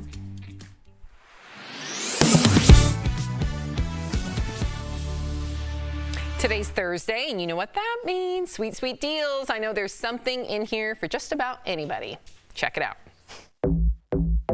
Steph, what do you have for us today? Fill me in. Hi, Tori. Hello, DBL Nation. I am so excited to show you today's deals, and you are going to think they're fabulous. This one is one of my favorites we've ever had. It is the Cuisinart 1.5 quart Easy Clean ice cream maker. Oh, heck yes. How cool is this? Oh, heck yes. So this deal includes one ice cream maker, so you can easily make your favorite frozen desserts in just half an hour or less. What? So all you do is put your ingredients in the bowl and press on, and then the machine does the rest. No way. This sounds like my idea of, well, is it cooking heaven? I don't know, but Agreed. it's great. Now, if you're a bit more health conscious, frozen yogurt ice cream and sorbet, so the options are limitless.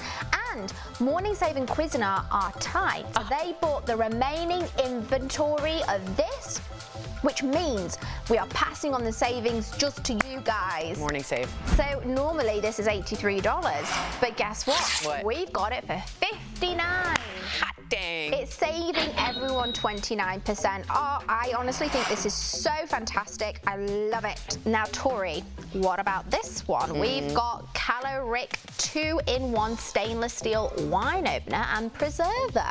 So this deal includes one opener, preserver, 2 wine stoppers, 1 foil cutter, and a drip-free wine pourer. So wine lovers, you have just met your match. Not only will this uncork and reseal your wine bottles in seconds, but the preserver will vacuum seal your open bottles to prevent oxidization, which keeps your wine so much fresher. Yeah. Normally, this is $90. Oy. But guess what? We've got it just for $24. So it's saving everyone 73%. Honestly, you will use this a lot more than you think. And now we've got a great bundle. It's the Ezine by iLife G50 cordless stick vacuum cleaner. Wow. So this deal includes 1 vacuum, 2 attachment accessories, and 1 wall mount with a charging station. So this is what you need when you're tackling your everyday messes. And it easily, like with this, it can navigate into all the nooks and crannies, and it's got no strings attached because it is cordless. Brilliant. So normally this is $180. Okay. But we've got it for $79, which is saving everyone 57%. Suck up those savings, guys. And then last but not least, I love a good pampering at home, and you can do that with this Danielle Creations facial steamer and beauty set. So it comes with, oh, this is one of my favorite things ever, a jade facial roller. Oh, everyone has one. Put it in your fridge, it feels amazing. It comes with a headband, a blemish extractor, Bravo. love it, and a facial steamer with 2 different attachments. So when you put your face in here, the steam provides hydration and moisture for more radiant and supple skin. It's going to help open up your pores, it's going to clear your sinuses, and then the Jade facial roller will reduce your wrinkles and fine lines. It's really helpful for that, and it gets rid of any puffiness by promoting blood circulation, and it boosts your collagen. Nice. And then we've got this really cozy headband, which is super soft and tucks away your loose hairs, whilst you get your blemish extractor. Love these. So normally this bundle is $70. Okay. But we've got it all for just $29. I know it's saving you guys 59%, and honestly, I cannot tell you how much I use these. I am a big fan of them all. Steph, thank you so much. Y'all head on over to morningsave.com to snag these amazing deals at the lowest prices, or you can even just scan the QR code that's right on your screen right now. It will take you directly to these products on Morning Save's website. As always, Steph, thank you so much. We'll be right back. Promotional consideration is brought to you by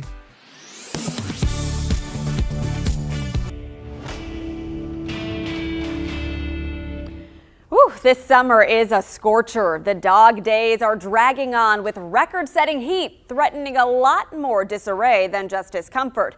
Viewer AJ said the power went out at his workplace recently and no one could figure out why. He asked, is it true heat can cause power outages?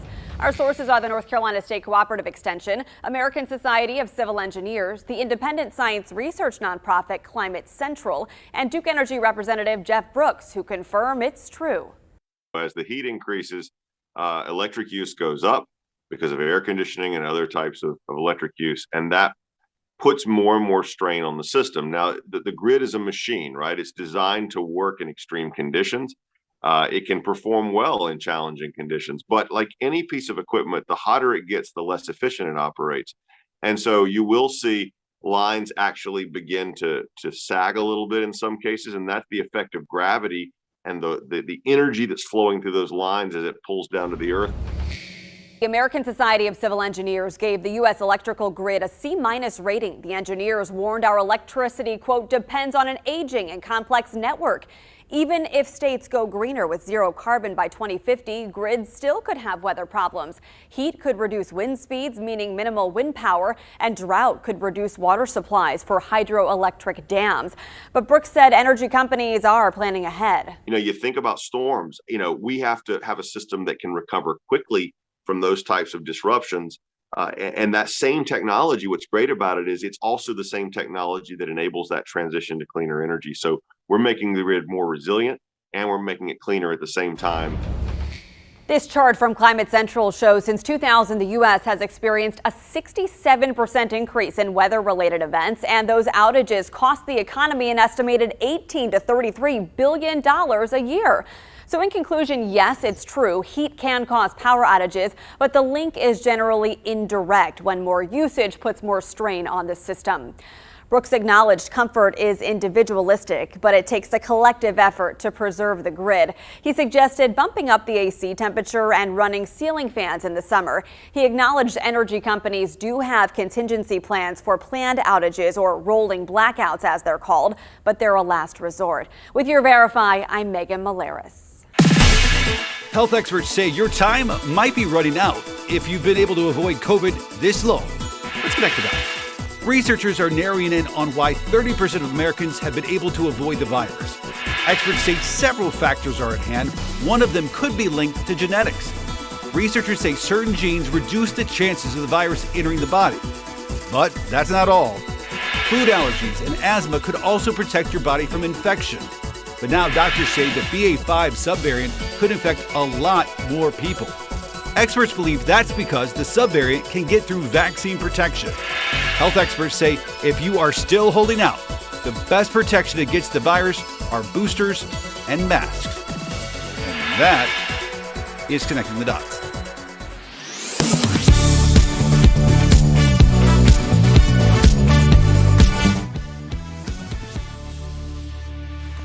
Before we go, earlier this week we mentioned actor Tony Dow had died, but this wasn't the case. His family has now confirmed he passed away yesterday. He was 77. He was best known for playing Wally Cleaver, of course, on Leave It to Beaver, alongside Jerry Mathers. Later, he made his mark behind the camera, directing episodes of Star Trek, Deep Space Nine, and Coach.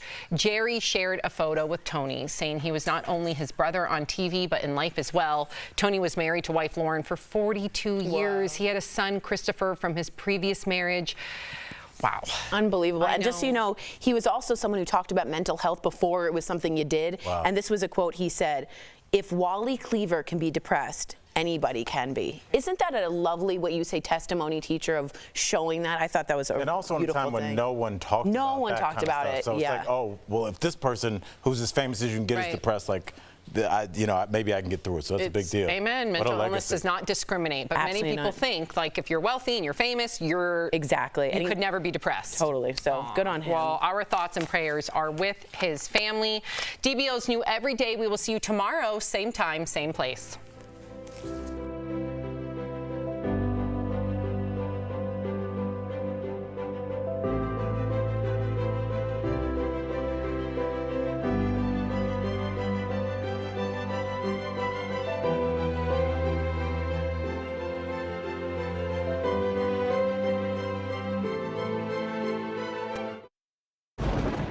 Where hope finds help. Where courage meets conviction.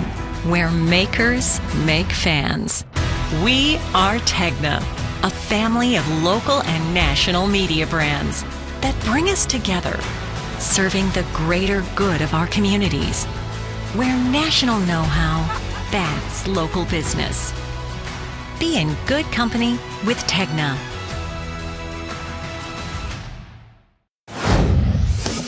I know you lying. You are wrong as all get out. Be honest about what you are, but don't get tough when BLM protesters are walking down the street. I don't know how much time we have, but I'm about to go on this rampage really quick. Okay, 1 minute. Who are you? I'm Tori. I thought everyone knew. Sorry. Don't you respect my opinions as well? I have to respect yours. Can you respect mine? Raise the roof. Yes. Embarrassing. Yeah. DBL is all new every day.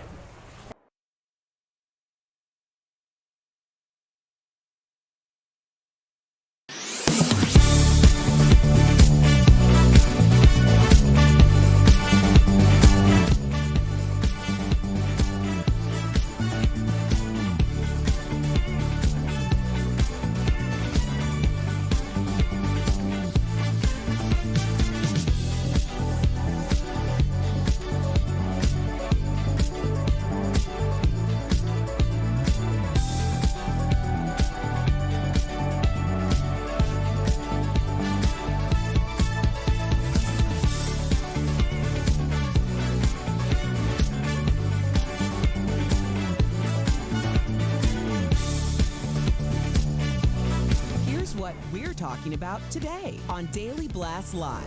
A stunning prisoner swap offer as the U.S. hopes to trade a Russian arms dealer for Brittany Griner's release. Will she make it back home? Beyonce's new album leaks early. Did hackers ruin the release for everyone?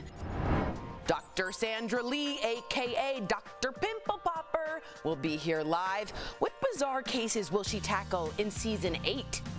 And a sad but sweet goodbye to the Choco Taco as Klondike announces it's the end of an era. What treats do you miss most from your childhood? Oh my gosh. Are you insane? This is a sham. No. No. Y'all, just stop. Finally here. Drum roll. Never say that. Okay, all right. Welcome to DBL. We've already gotten started. We're not even going to go there because we do have a surprise announcement. The U.S. offered Russia a deal. It is a prisoner exchange for the release of WNBA star Brittany Griner and former U.S. Marine Paul Whelan. They've been wrongfully detained and are being held in Russian jails as we speak. Russia responded today saying no concrete agreement has been made. Now, according to reports, America would exchange a Russian arms dealer, Victor Bout, also known as the quote-unquote merchant of death, who is serving 25 years in Illinois. Here's what Paul Whelan's brother had to say about it. Our reaction is a little bit of hope. The offer that the U.S. government has made and extraordinarily made public is super. Hopefully the Russian government will take the concessions that have been made and allow Paul to come home. So what do you think of this deal? What do you think about the deal being made public, Al? I think in 2022, everything is public. Well, the Kremlin does not want it to be public. I don't think anybody wants anything out there, but I don't think people have a choice anymore. I mean, look at January 6th. Thousands of videotapes, thousands of texts, thousands of emails. The world we live in, things are going to leak, and we'll get to that later in the show as well. But I'm not surprised this is public. I am understanding why things like this are kept under wraps, but I also understand, and I hate to be on the fence about this, why people are publicly advocating for Brittany Griner. I get both sides, but once things are public, you lose leverage, and that's what all these negotiations are about. Or do you gain it? Is this a strategy by our Secretary of State? Sometimes in poker, you got to say I'm all in. If the Kremlin's not doing anything and Putin's, excuse the pun, putting on the pressure, what if you put it public? Now he's got nothing. You either do it or don't. It's his court. That's a strategy. Does he seem like a person that caves to pressure? I don't think so. I think it'll backfire. Now, that possibly could happen. And we are getting rid of, just so you know, if this does work, Victor Bout. A terrible man, a terrorist. This man's in jail for 25 years. He's been in for 14. He is the inspiration for Nicolas Cage's character in the 2005 movie Lord of War. He kills people from selling arms. Liberia, Sierra Leone, Afghanistan. Bad guy. I don't want him out of jail. Do I want Brittany and Paul Whelan home, Brittany Griner? Yes, I do. So I'm also bittersweet on this, but I do think Anthony Blinken would not have made that public had it not been a thought-out strategy. Erica? Well, speaking of strategy, I just feel like this was the whole point all along. Like, we didn't talk about Brittany Griner publicly for months, you know, and then it was very much like you say something, you're one of very few people talking about it. The conversation is continuing. I just want to shout out to Tamron Spurwell, because she, from the very beginning, WNBA reporter, was the one that has been, did the petition. She has been the forward-facing person since the very beginning. I'm just wondering, the idea of Britney being a political pawn didn't feel like just an idea. It felt like a strategy. And the fact that she's so high profile. And I think a part of this might be a PR move as well. Like, we are doing everything in our power to bring Britney home, including making this very public and being willing to give over this very dangerous man in order to bring her home. It's a great point. You know, I don't know what the answer is. This whole thing is above me, but I do know that Britney needs to come home. Well and this said. is, even if the deal is made, we still have to hold our breath to know that she's going to come home safely. Yeah, wow. Well, we will definitely be keeping track of that story. So Ukrainian President Volodymyr Zelensky and his wife are getting a lot of backlash today. It's all because, look at that, okay? They are being featured on the latest cover of Vogue. The photos were taken by famed photographer Annie Leibovitz. Many of you know her for a lot of her Vanity Fair articles and pieces with her photography. Well, while the article is primarily about Elena Zelensky's wife, which is Zelensky's wife, Elena, a lot of people online are slamming them for taking glamorous photos while their country is at war and their citizens are dying. So what do you think of this? Do we think this is Tory in poor taste? Do you think that this, on the other hand, maybe keeps their story in the spotlight, or no? I have a really strong take on this. I don't care why you're thinking of Ukraine. You could be ridiculing this story, but the word Ukraine is now back on the lips of people in the media. That, to me, is a plus. The one thing I would have changed is not hired Annie Leibovitz. It's very glossy. It's very fan. It's very, and I think hire a Ukrainian photographer, do it out where there's bombings, show us not the glossiness, show us them out and what Ukraine really looks like. The aesthetic to me is too polished. It shouldn't have been that. It shouldn't have been Leibovitz. But should they be on Vogue? Honey, be on absolutely every magazine cover you can be on. Yeah, I don't know if I agree with that, only in that morale has so much to do with a country when they are at war. And if you show them in bombed out cities, you show rubble with them standing on it, I think people that live there will be like, yeah, I know, that looks like outside my door. But if you show people that look like you, that are from your country, looking glamorous, giving you hope that, like, we will get through this. Hey, our leaders still look strong. They not only look strong, they look healthy and good. That morale might get you through another week, another month of being shelled. But if my son had died, I wouldn't want to see, or daughter, I would not want to see that. I think you're both right. I think this is a strategy, again, to go directly to this particular demographic. When we're talking about Vanity Fair, generally, Vogue, sorry. Vogue. But, you know, generally when you think of Vogue, you think of a higher socioeconomic status. You think of readers who might have a little bit more pull, a little bit more influence. So I think we've seen the, you know, bombed out places. We've seen all of these horrific images that are very much like photojournalism. This photojournalism is like, hey, as you're going through living your life with all of these fabulous things, don't forget about us, and here we are. So I think it's just bringing it to this audience. See, I thought it came off tone deaf, and Really?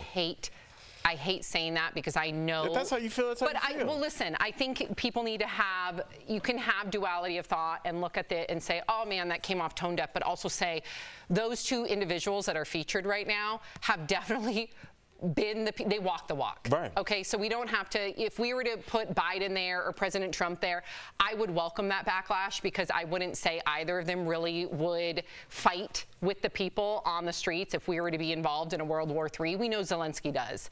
We know that Elena has been very loyal and she's done a lot of philanthropic efforts to make sure that the people of Ukraine are not only heard, but they are protected. So those people can do whatever they want, considering that if you look at their resume, they have delivered. But I do think, I just try and put myself in the shoes of someone in Ukraine, knowing that I have so much faith and belief in my leaders, but I also feel like that looks tone deaf considering that a lot of people are still in bunkers. Go ahead.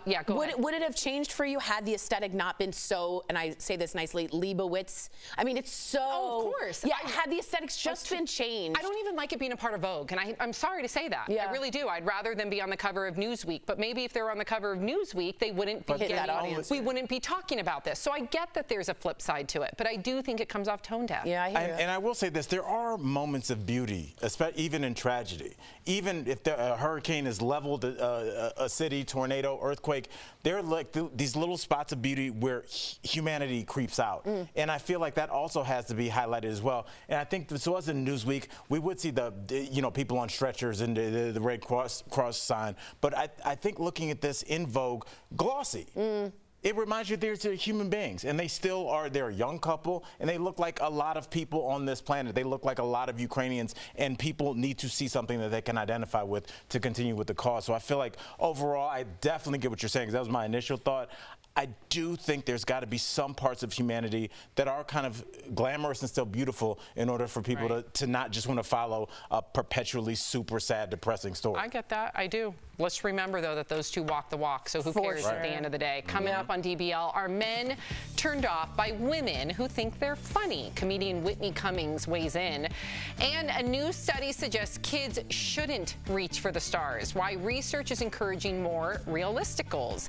And you may have heard the Choco Taco won't be on shelves much longer. We're taking a look back at some other retired classics next. Closed captioning provided by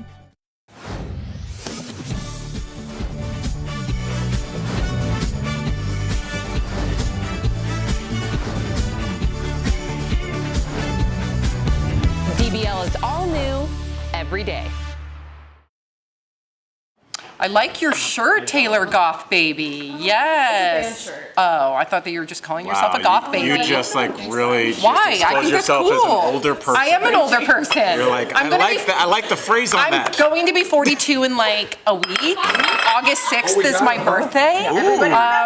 42 years old. So yeah, I am a boomer. Are you doing something for your 42nd? Yeah, we're going to Telluride. Mark and I are. By the way, so my listen. husband and I have the same birthday. Yes.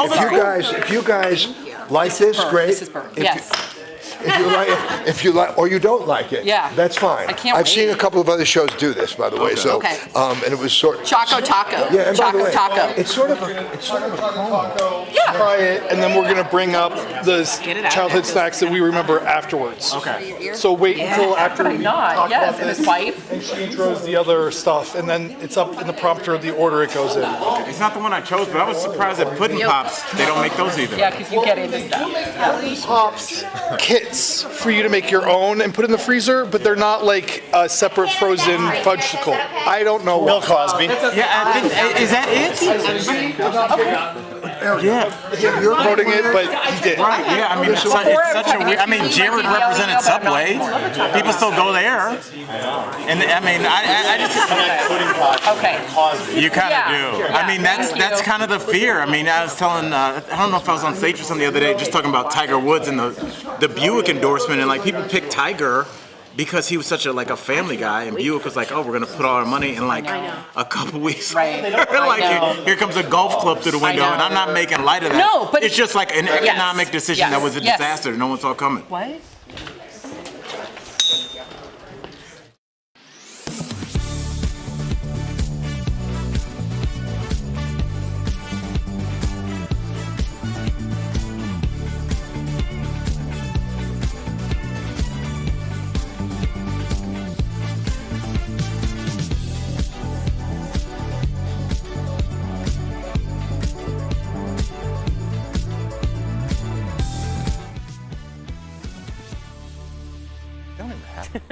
Welcome back. There were a ton of headlines this week all about a beloved childhood snack, Klondike's Choco Taco. Yep.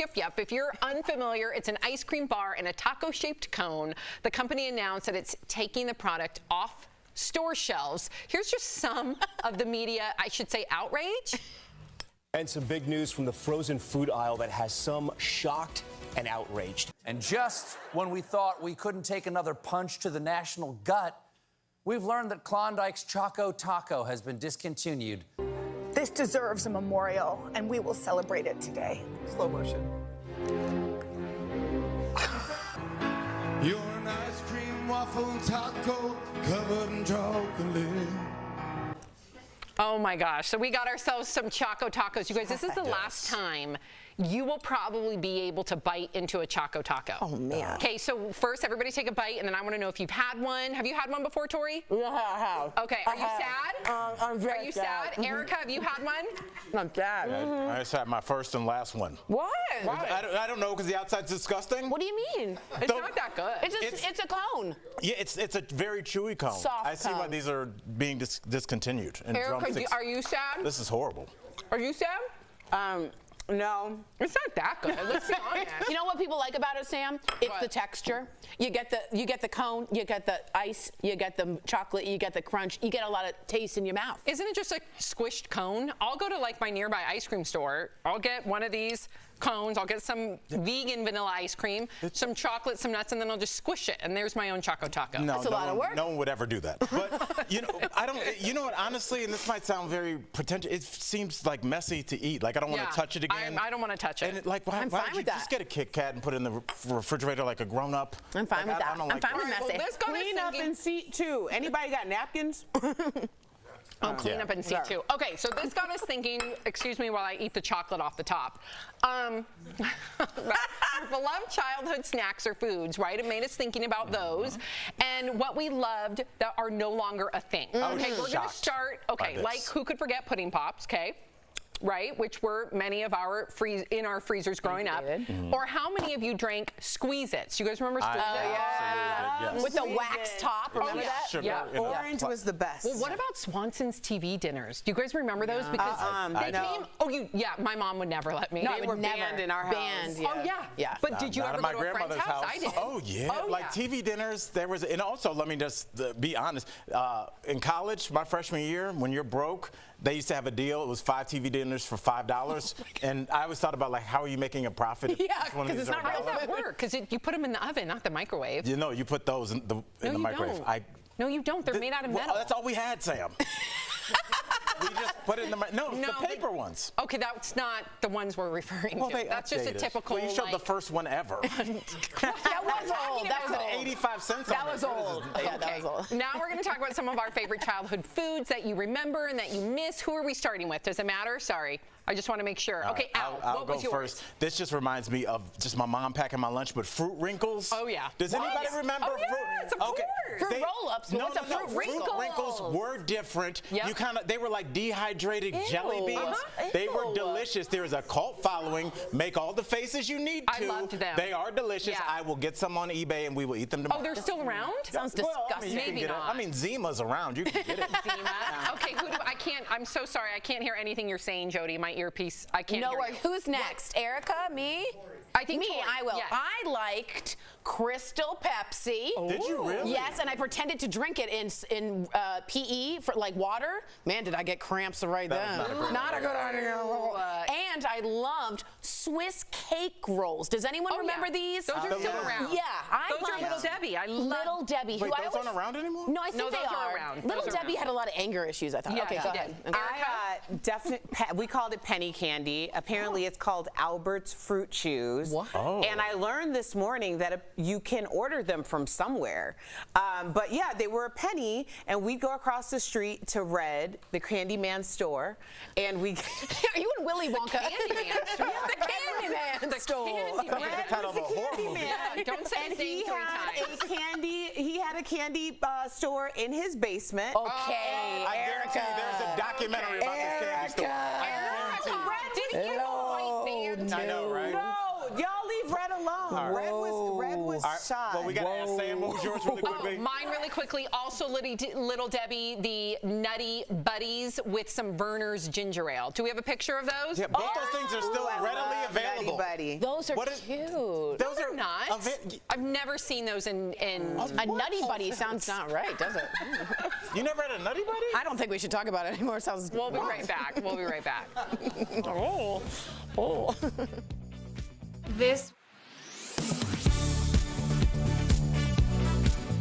We are in the dog days of summer, and ice cream lovers looking for a treat to cool off might have gotten some not-so-sweet news. On July 21st, Josh Malatino, owner of ice cream truck franchise Snow Cone Joe, posted this on his company's Facebook page, saying, quote, "You heard it here first. The Choco Taco has been discontinued," alongside a headstone with an image of the frozen treat on it. That's cold, Joe. In the following days, people expressed their disbelief that such a beloved item would no longer be available. So, did the Choco Taco get discontinued? Let's verify. Our sources are Klondike and Josh Malatino, owner of ice cream truck franchise Snow Cone Joe. Invented in 1983, the Choco Taco was initially popular at ice cream trucks before it was later also widely distributed among grocers. When Malatino realized he wasn't getting his usual supply of Choco Tacos, he called his distributor. For the past couple of weeks, I haven't been able to get Choco Tacos, so I had spoke to my provider up here in Albany, New York, about it, and he says, there's been a lot of issues going on, so I asked him if he had any idea when we would start to see them again, and he didn't. That's when Malatino took matters into his own hands, contacting Klondike, the maker of the frozen treat, directly. They confirmed to him the worst fears of Choco Taco lovers when they said it was in fact discontinued. Verify also reached out to Klondike and was told the company made the cut due to a higher demand for its other products. In a statement on its website, Klondike added, quote, "A necessary but unfortunate part of this process is that we sometimes must discontinue products, even a beloved item like Choco Taco." So we can verify, yes, the Choco Taco is being discontinued. But some Sweet Tooth patrons aren't going down without a fight, as multiple petitions have launched to bring the sweet treat back. With your Verify, I'm Ariande Till.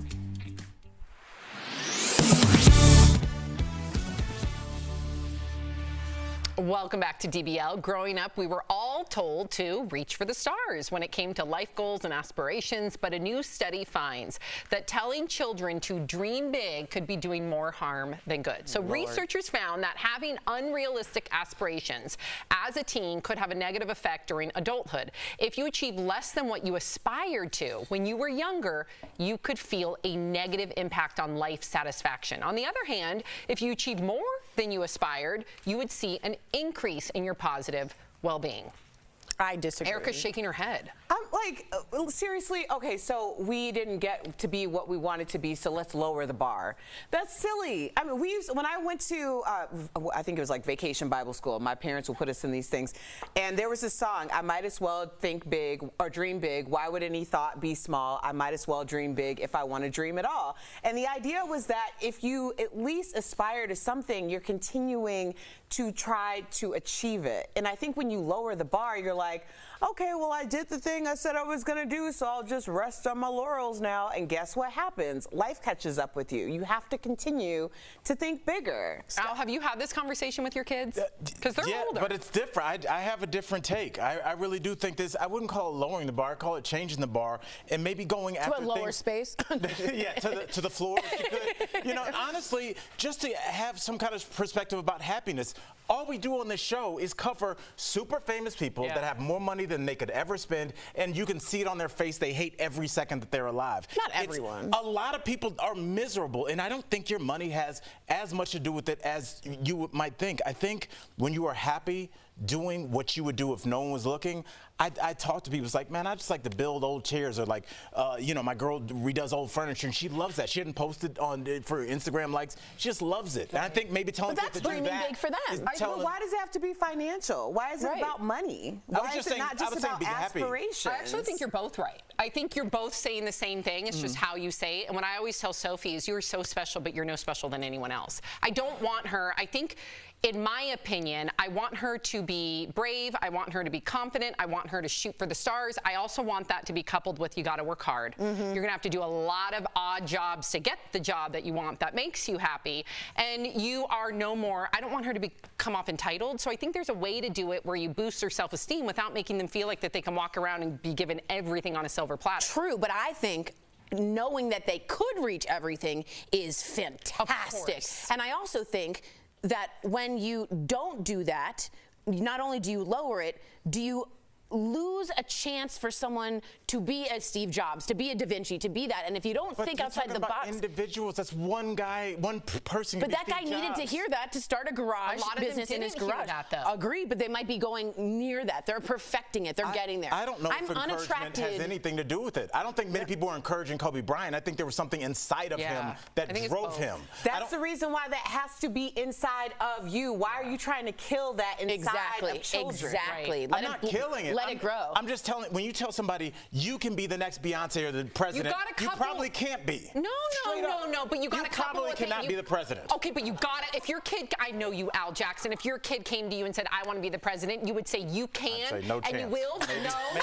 Maybe vice president if you don't drink in college. Oh my God, Al. We'll be right back. We're out of time. Promotional consideration is brought to you by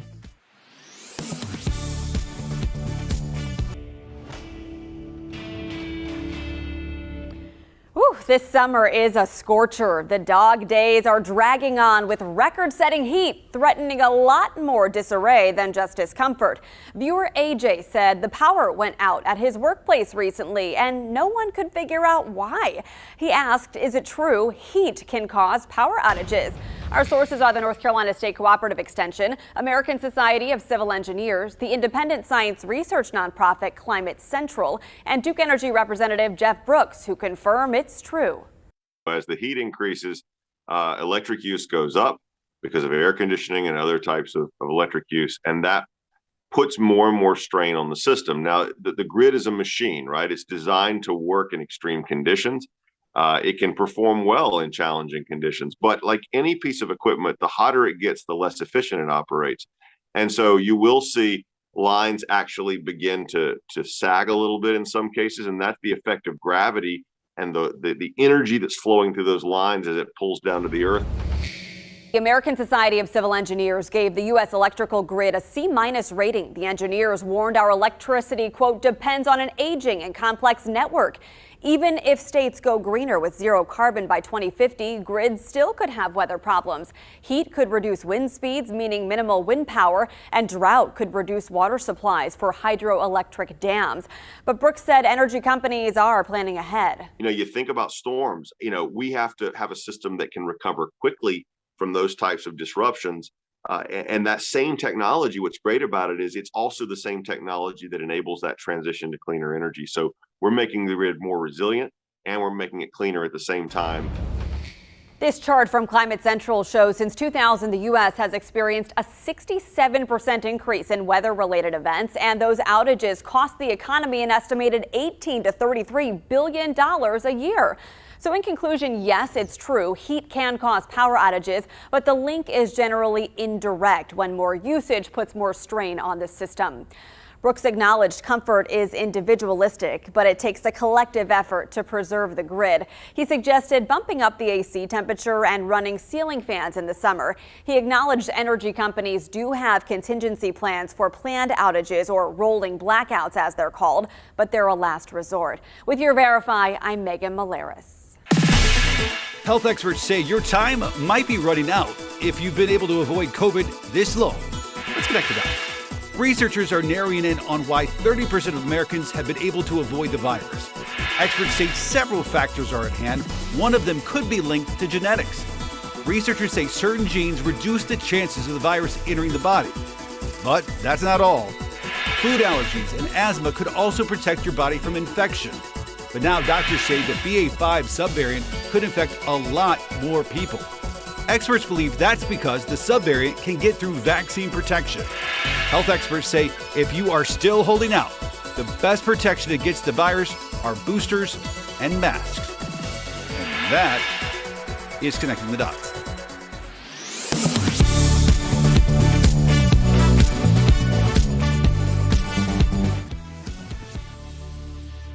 We got a quick shout out to Taylor, our awesome production. Yes, Taylor! We went to 12 different stores to find the Choco Tacos. Love love you, Taylor. All right, if you're leaving us, you can watch the second half of the show online. Watch on YouTube, dailyblastlive.com. But if you get the second half of the show where you are, here's what's ahead. Beyonce's highly anticipated album gets leaked, and you know her as Dr. Pimple Popper. Dr. Sandra Lee is here live. Yeah.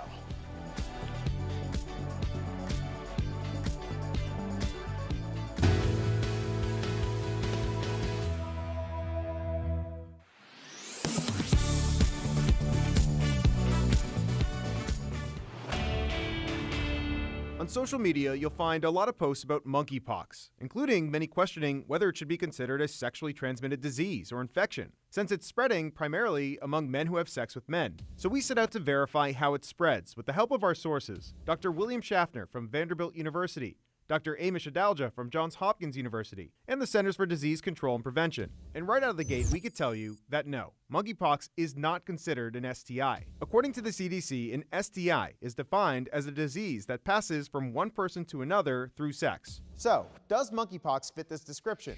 Dr. Schaffner says that there's been some debate about this. It is spreading between sexual partners, but that's mostly due to the close contact. Although it may not be technically a sexually transmitted infection, it is being now transmitted in the vast majority of cases through sexual skin-to-skin intimacies. Our other expert, Amish Adalja, says more studies need to be done to find out if the virus is also spread through sexual transmission. Although at this point, what we do know is that it's spread through skin-to-skin contact. If somebody has monkeypox lesions on their body and they rub against another person's body parts, that infectious material can transfer from the monkeypox lesion to the other person's intact skin. Which our experts say likely explains how children have become infected through close contact. If the lesion is out on a part of the body where a child could, by hugging their dad, touch that lesion, then that would be a mode of transmission.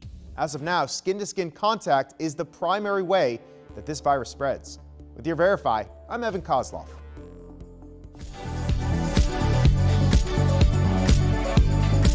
This is Daily Blast Live. We're talking about what you're talking about. Oh my gosh. Are you insane? This is a sham. No. Nope. Y'all, just It's stop. finally here. Drum roll.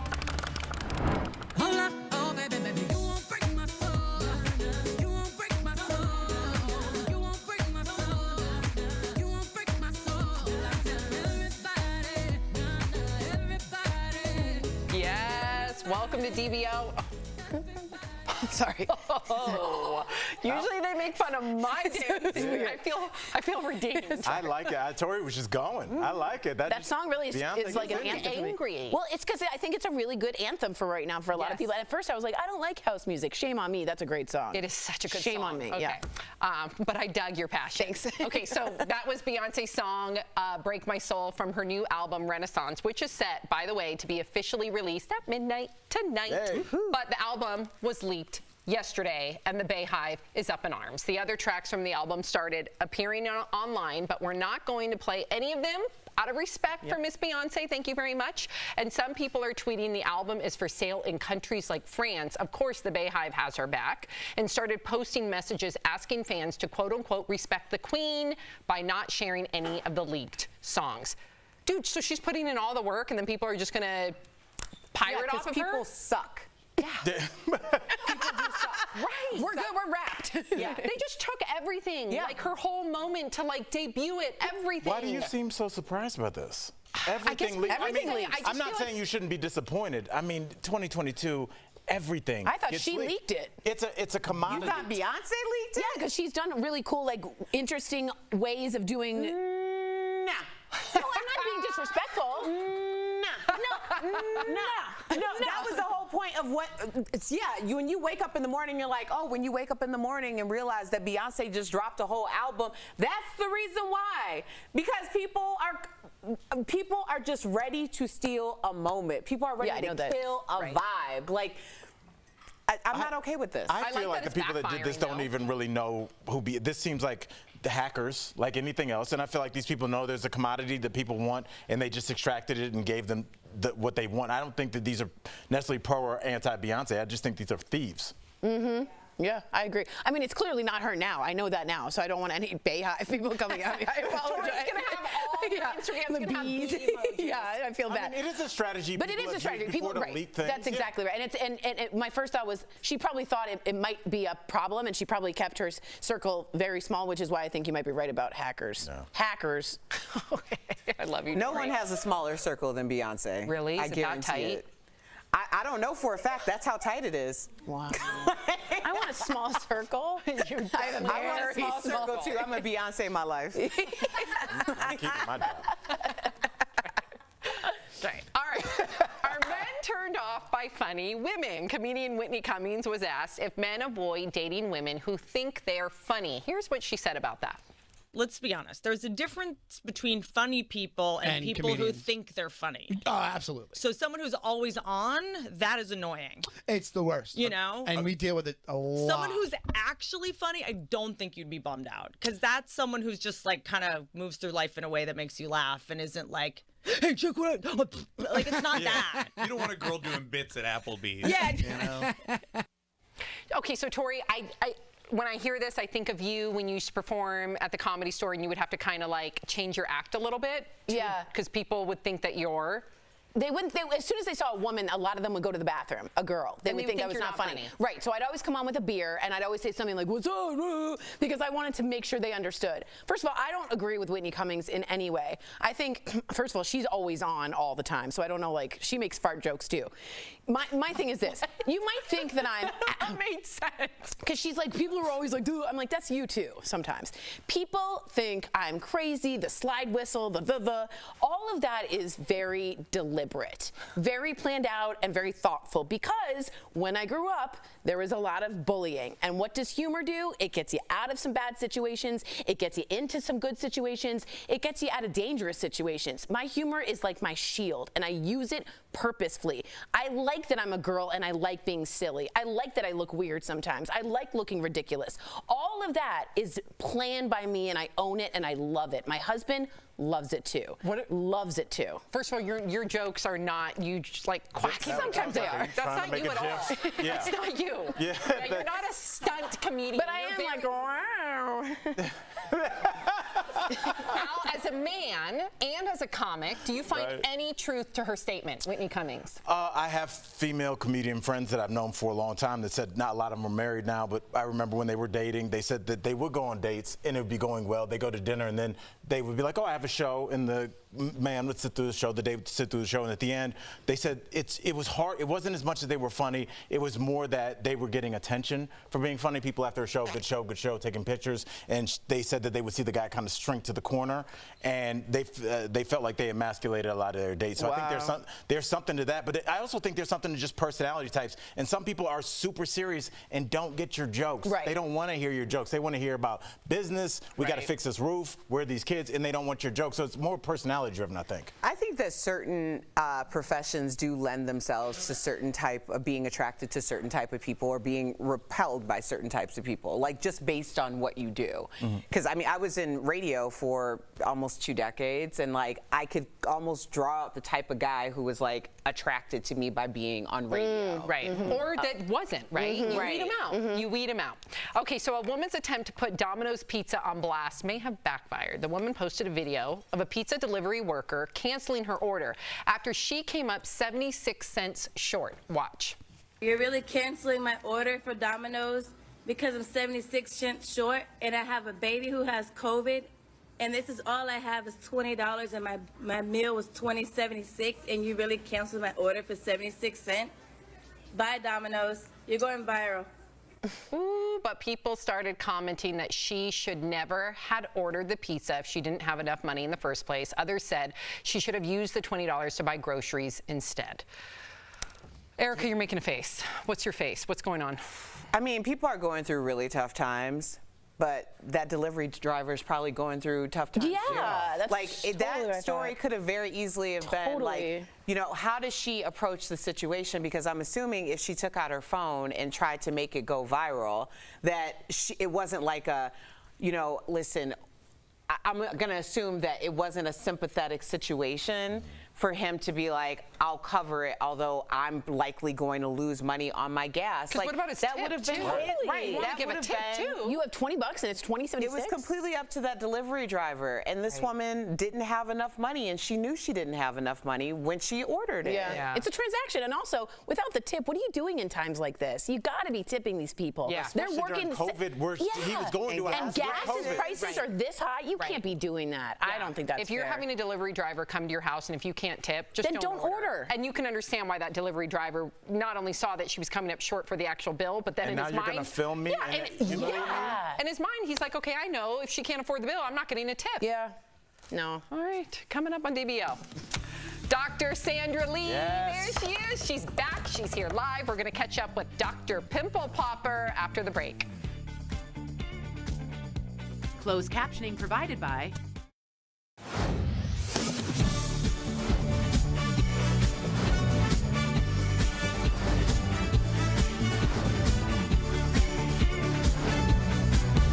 DBL is all new every day. Guys, people were writing Taylor, and if you don't know, everyone's saying Taylor, MVP. Taylor is, I think, of all this, Al, would you agree? Oh, I'm kidding. The coolest style, one of the coolest styles in the building, in the studio. Yeah. Do you agree? Yeah, I think What's your that's kind of the beauty of people being able to dress how they want in this workplace is like, I feel like if you just took everybody's clothes and laid them out, you could be like, that's Peter. Yeah. That's, like, I think you could see everybody's, people have their you're own right. kind of look You're and their right. own kind of expression. So I think it's, Taylor Taylor's is, look? What's her style? she's a thrifter. We were talking about, gothy, vintagey. Yeah, she's a vintage. 80s. Like a vintage. It depends on the day. It really does. Yeah, but I don't have, you're talking to someone who doesn't speak that language. I'm like, shirts. Like, I don't know anything. Thrifting is huge now. Like, She's- I asked my daughter what she Such wanted a to do good for her style. birthday, and she wanted to go thrifting. And I love your haircut with the heavy bang. Yeah, that 80s. I love a good heavy bang.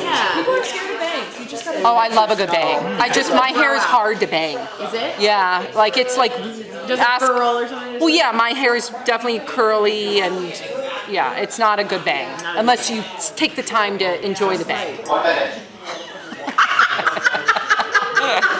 I don't even know. I didn't know where that was going, but I do like that. I know that you get pleasure from styling your hair. It's a good thing. Oh It's my something gosh, you should take I love time. a good blowout. I was talking to my son If about. I could have a blowout every other day, I'd be a very happy person. I was talking to my son about enjoying like bathing himself and grooming himself rather than just being like, fine, I'll get in the shower. Like, take your time. Oh, and, it's a like, whole thing. Touch your scalp Oh, yeah. and like. I do these things now. Men What do you don't. call the eye patches, you guys? Do they work?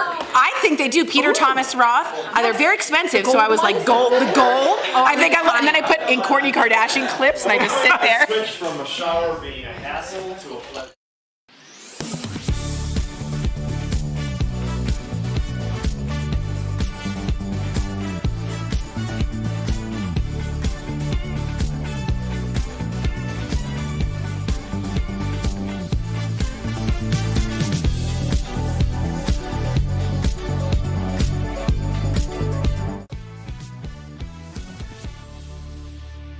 Okay, welcome back. She is known for her gross yet oddly satisfying, right? Pimple popping videos. And now she's back for an all new season of the hit TLC show, Dr. Pimple Popper. Please put your hands together for Dr. Sandra Lee. Yes! Tori, before you jump in, I have to address, you have like 2 huge scalpels behind you? Yes. Like huge. Yes. What are those? Yeah, they're very big and they're very sharp actually too. You have to be very careful with them. I want a life-size scalpel. Where do you get one of those? Those are crazy. You gotta be a pimple popper to get one of those, right? There's always a Gotta be the big one. She gets knighted by those scalpels. They're swords. She's like, yeah, exactly right. All right, you called yourself a born-again popaholic, and I wanted to know, can you remember the very first pimple or cyst? Ugh, I hate that word. That you popped, and how did it make you feel? I mean, do you like that word better than moist No, though? Because I I don't find like moist. myself I don't saying like that moist. all the No. time. You're right. And I always cringe a little when I say that. I remember, I I think I don't remember a lot of the cysts and pimples and things that I've popped, but I do remember the moment that I realized what the draw was, because there was a particular video I have. I was actually a fireman, a lovely guy, and he had the most wonderful personality and the most wonderful stories, and he had been working with a lot of soot and things like that, so he accumulated a lot of these amazing blackheads. Wow. And I found myself, when I was editing this video, I realized I was watching the same part over and over again, and I didn't even realize it, and I had to like kind of shake myself out of it, and I realized, okay, this is what it is. This is the allure. Is it over? They're all not watching but Is me, it Doc. over? They're all I can't. not watching but me. I just wasn't expecting it to be like that I Play-Doh didn't machine. see. Stop it! That's what it was like. Turn around. It should have a shape like one like a star. Oh my God. Doc, I have to ask you. I was pre-med. I should do that. Yeah, you should. You should. Oh, I Little just saw Brandon. it because there's a delay Little Brandon. on my monitor. Good. I love. Doc, obviously, we're not doing great over here. But is there any medical condition that grosses you out? I think that I am like kind of have a wall in front of me. Like I really try not to get grossed out because I don't want to embarrass my patients. But I will tell you off the record that I don't really like feet. Like if you come to me with any kind of issues on your feet, I usually will say, my husband, the other dermatologist, he's much better at feet. So I'll like send That's them to smart. You Yeah. pass the feet like cyst to your husband. Oh, gross. You know your strengths and you know your weaknesses. I'm here for it. I love it. Wow. Yeah. Just want to know whose producer or which producer decided to feed us a Choco Taco and then. Good call. So, has anyone ever fainted on the table while you popped their cyst? Ooh. And what was your most memorable patient reaction?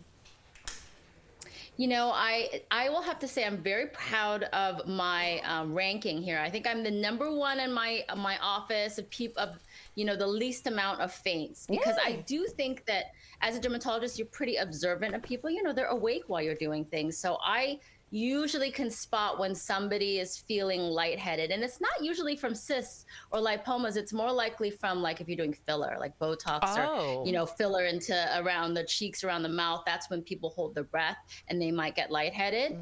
And so in terms of like, what was the other question? My most memorable patient? Yes. Or the most memorable thing that they did?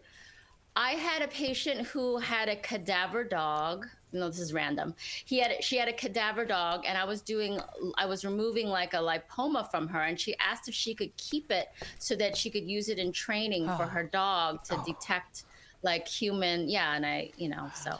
Yeah, Good intentions. It's good intentions. Good intentions. Trying to advance science. That's right. That's right. That's right. It saves lives. It saves lives. Okay, so your new season that we got to get to this because Dr. Pimple Popper is coming back out. It's actually out now, everybody. Okay, I know, Tori. I know. Okay, so was there a particularly complicated procedure this season that we should all be looking out for? All of these are complicated. They're all complicated. These are people really at their last, this is like their last opportunity. They feel like the end of the line for them. For a lot of them, they've looked for help and they haven't been able to find it. And, a lot of it has to do with money and fear and just trying to find help and not getting it. So a lot of these are very complicated cases, and, it's not like a really straight, none of them are really straightforward. So thank goodness. I think it's really interesting because you're part of you're part of it in terms of me figuring out what's going on. You're brought along for the ride. Thank God for her, because I don't want anybody to feel ashamed when we look away, because I've had gross things. it's hard for me to watch. It doesn't mean I don't also have those things. You give people their dignity. That's and we right. appreciate you. That's right. We appreciate you, Doc. Thank you. Dr. Lee, thank you so much for chatting with us as always, and be sure to watch the all-new season of Dr. Pimple Popper airing now on TLC. We'll be right on cue. Isn't that cute? Eric, are you okay? Oh my God. Thanks, Doc.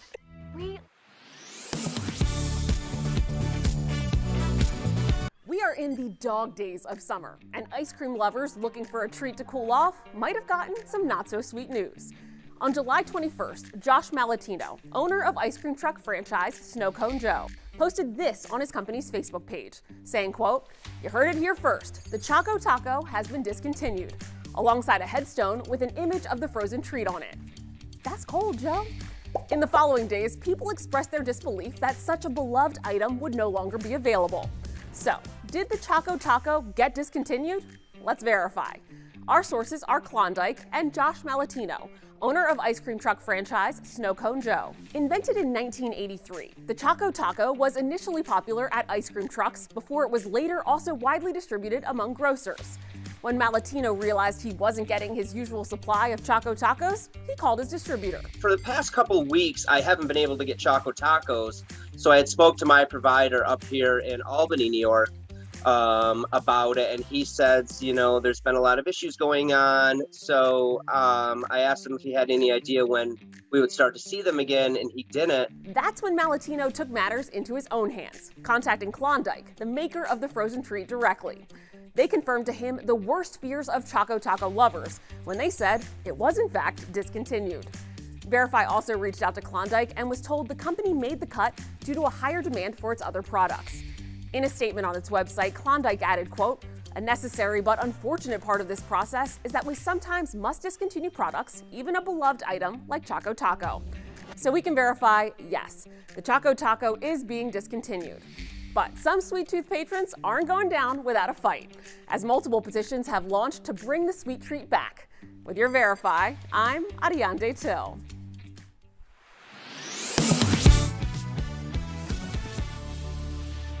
Today's Thursday, and you know what that means. Sweet, sweet deals. I know there's something in here for just about anybody. Check it out. Steph, what do you have for us today? Fill me in. Hi, Tori. Hello, DBL Nation. I am so excited to show you today's deals, and you are going to think they are fabulous. This one is one of my favorites we've ever had. It is the Cuisinart 1.5 quart Easy Clean ice cream maker. Oh, heck yes. How cool is this? Oh, heck yes. So this deal includes one ice cream maker, so you can easily make your favorite frozen desserts in just half an hour or less. What? So all you do is put your ingredients in the bowl and press on, and then the machine does the rest. No way. This sounds like my idea of, well, is it cooking heaven? I don't know, but it's Agreed. great. Now, if you're a bit more health conscious, frozen yogurt ice cream and sorbet, so the options are limitless. And Morning Saving Cuisinart are tight. So they bought the remaining inventory of this, which means we are passing on the savings just to you guys. Morning Save. So normally this is $83, but guess what? What? We've got it for $59. Hot dang. It's saving everyone 29%. Oh, I honestly think this is so fantastic. I love it. Now, Tori, what about this one? We've got Caloric 2-in-1 stainless steel wine opener and preserver. So this deal includes one opener, preserver, 2 wine stoppers, 1 foil cutter, and a drip-free wine pourer. Ooh. So wine lovers, you have just met your match. Not only will this uncork and reseal your wine bottles in seconds, but the preserver will vacuum seal your open bottles to prevent oxidization, which keeps your wine so much fresher. Yeah. Normally, this is $90. Oy. But guess what? We've got it just for $24. So it's saving everyone 73%. Honestly, you will use this a lot more than you think. And now we've got a great bundle. It's the Easine by iLife G50 cordless stick vacuum cleaner. Oh, wow. So this deal includes 1 vacuum, 2 attachment accessories, and 1 wall mount with a charging station. So this is what you need when you're tackling your everyday messes. And it easily, like with this, it can navigate into all the nooks and crannies, and it's got no strings attached because it is cordless. Brilliant. So normally this is $180. Okay. But we've got it for $79, which is saving everyone 57%. Suck up those savings, guys.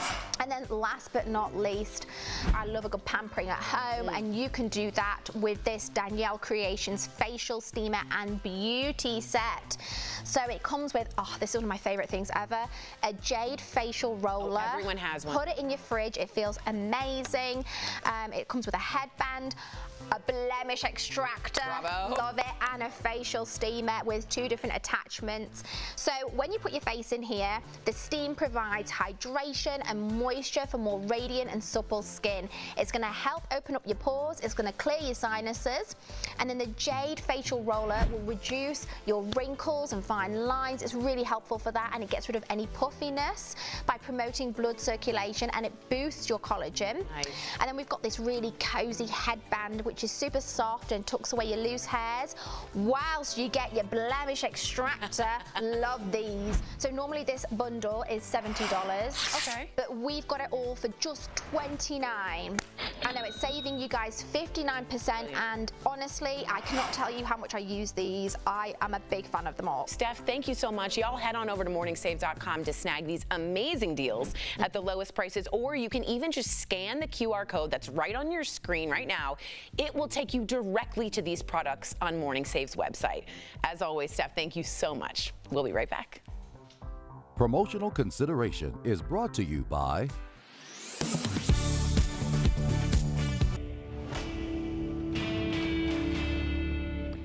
Whew, this summer is a scorcher. The dog days are dragging on with record-setting heat, threatening a lot more disarray than just discomfort. Viewer AJ said the power went out at his workplace recently and no one could figure out why. He asked, is it true heat can cause power outages? Our sources are the North Carolina State Cooperative Extension, American Society of Civil Engineers, the independent science research nonprofit Climate Central, and Duke Energy Representative Jeff Brooks, who confirm it's true. As the heat increases, electric use goes up because of air conditioning and other types of electric use, and that puts more and more strain on the system. Now, the grid is a machine, right? It's designed to work in extreme conditions. It can perform well in challenging conditions, but like any piece of equipment, the hotter it gets, the less efficient it operates. And so you will see lines actually begin to sag a little bit in some cases, and that's the effect of gravity and the energy that's flowing through those lines as it pulls down to the earth. The American Society of Civil Engineers gave the U.S. electrical grid a C- rating. The engineers warned our electricity, quote, depends on an aging and complex network. Even if states go greener with zero carbon by 2050, grids still could have weather problems. Heat could reduce wind speeds, meaning minimal wind power, and drought could reduce water supplies for hydroelectric dams. But Brooks said energy companies are planning ahead. You know, you think about storms, you know, we have to have a system that can recover quickly from those types of disruptions. And that same technology, what's great about it is it's also the same technology that enables that transition to cleaner energy. So we're making the grid more resilient and we're making it cleaner at the same time. This chart from Climate Central shows since 2000, the U.S. has experienced a 67% increase in weather-related events, and those outages cost the economy an estimated $18 to $33 billion a year. So in conclusion, yes, it's true, heat can cause power outages, but the link is generally indirect when more usage puts more strain on the system. Brooks acknowledged comfort is individualistic, but it takes a collective effort to preserve the grid. He suggested bumping up the AC temperature and running ceiling fans in the summer. He acknowledged energy companies do have contingency plans for planned outages, or rolling blackouts as they're called, but they're a last resort. With your Verify, I'm Megan Malaris. Health experts say your time might be running out if you've been able to avoid COVID this long. Let's connect the dots. Researchers are narrowing in on why 30% of Americans have been able to avoid the virus. Experts say several factors are at hand. One of them could be linked to genetics. Researchers say certain genes reduce the chances of the virus entering the body. But that's not all.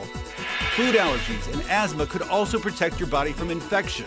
But now doctors say the BA.5 subvariant could infect a lot more people. Experts believe that's because the subvariant can get through vaccine protection. Health experts say if you are still holding out, the best protection against the virus are boosters and masks. And that is Connecting the Dots.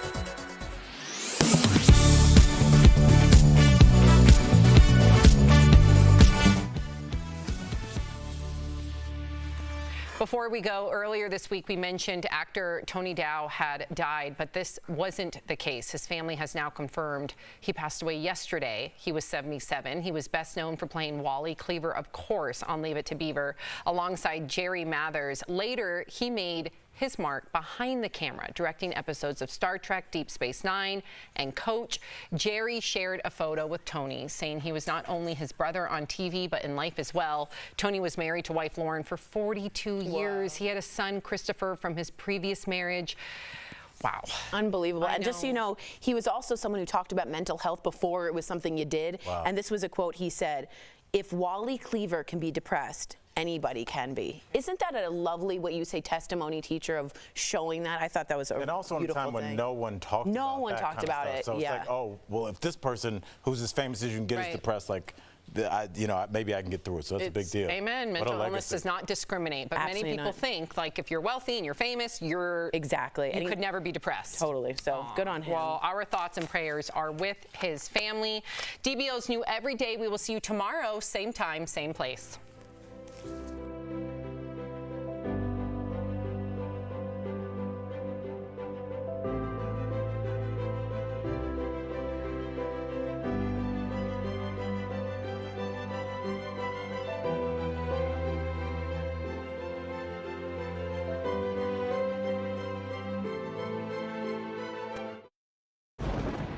Where hope finds help. Where courage meets conviction. Where makers make fans. We are Tegna, a family of local and national media brands that bring us together, serving the greater good of our communities. Where national know-how backs local business. Be in good company with Tegna.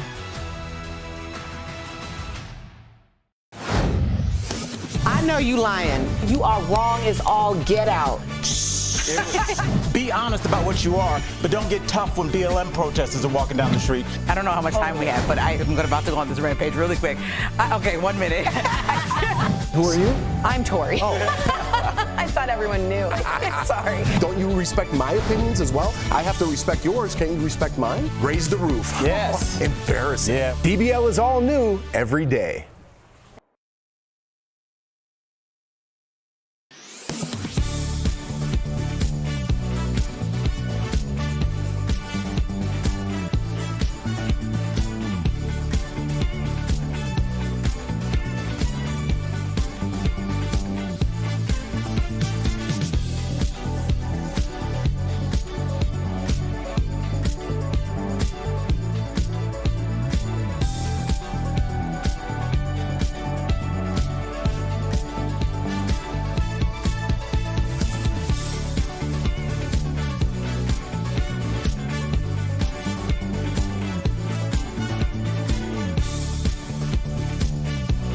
Here's what we're talking about today on Daily Blast Live.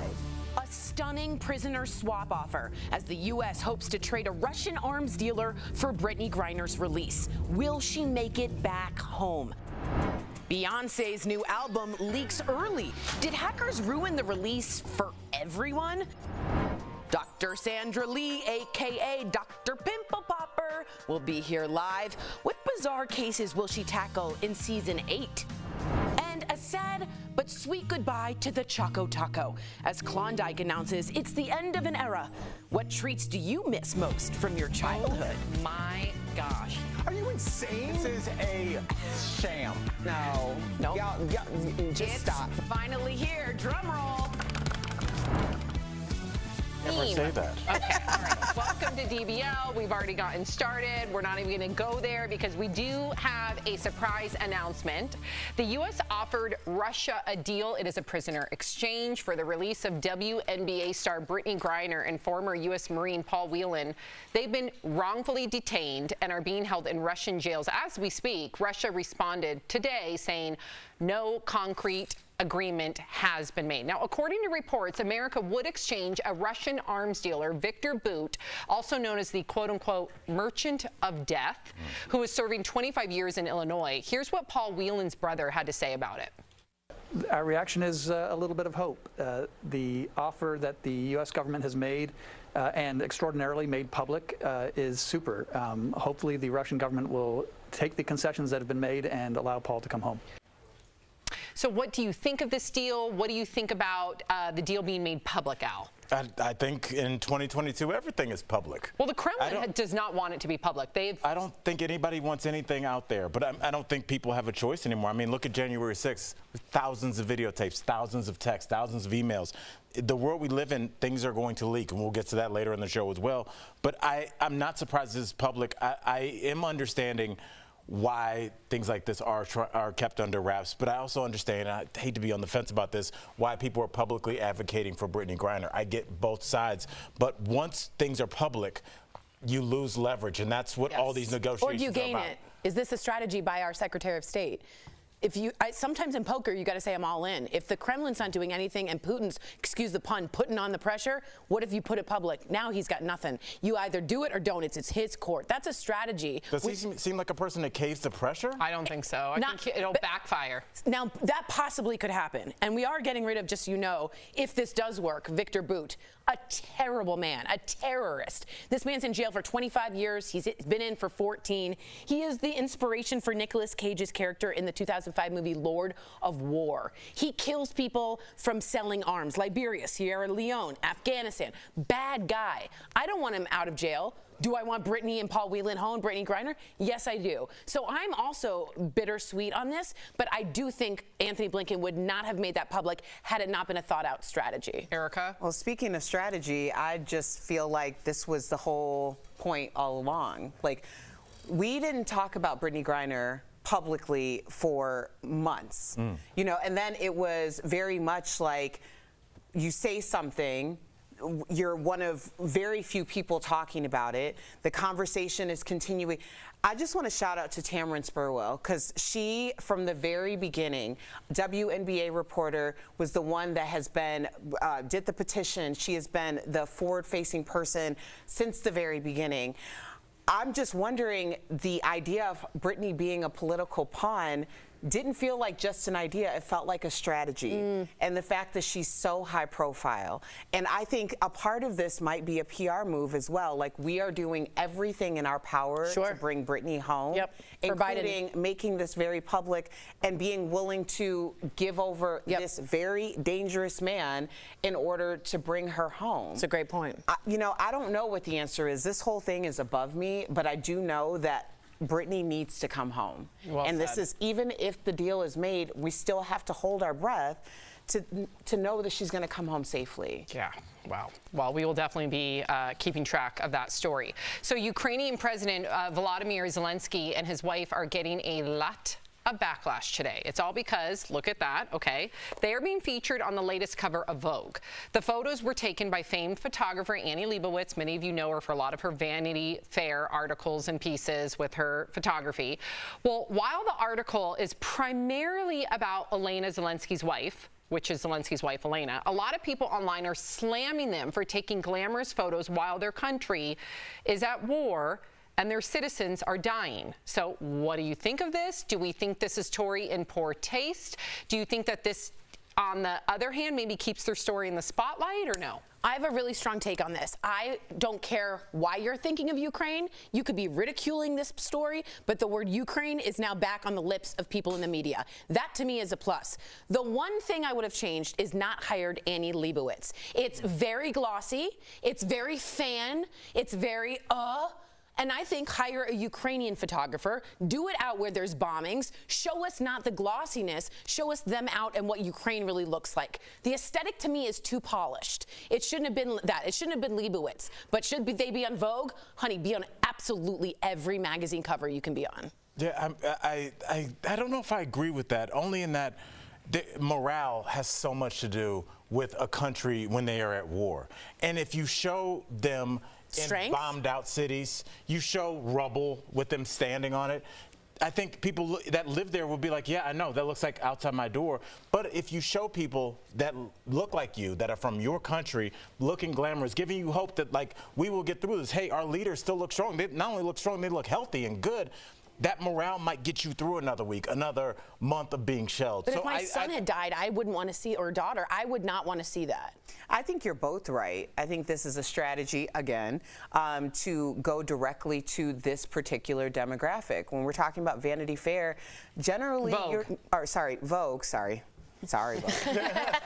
But you know, generally when you think of Vogue, you think of a higher socioeconomic status. You think of readers who might have a little bit more pull, a little bit more influence. So I think we've seen the, you know, bombed out places. We've seen all of these horrific images that are very much like photojournalism. This photojournalism is like, hey, as you're going through living your life with all of these fabulous things, don't forget about us, and here we are. So I think it's just bringing it to this audience. See, I thought it came off tone deaf, and Really?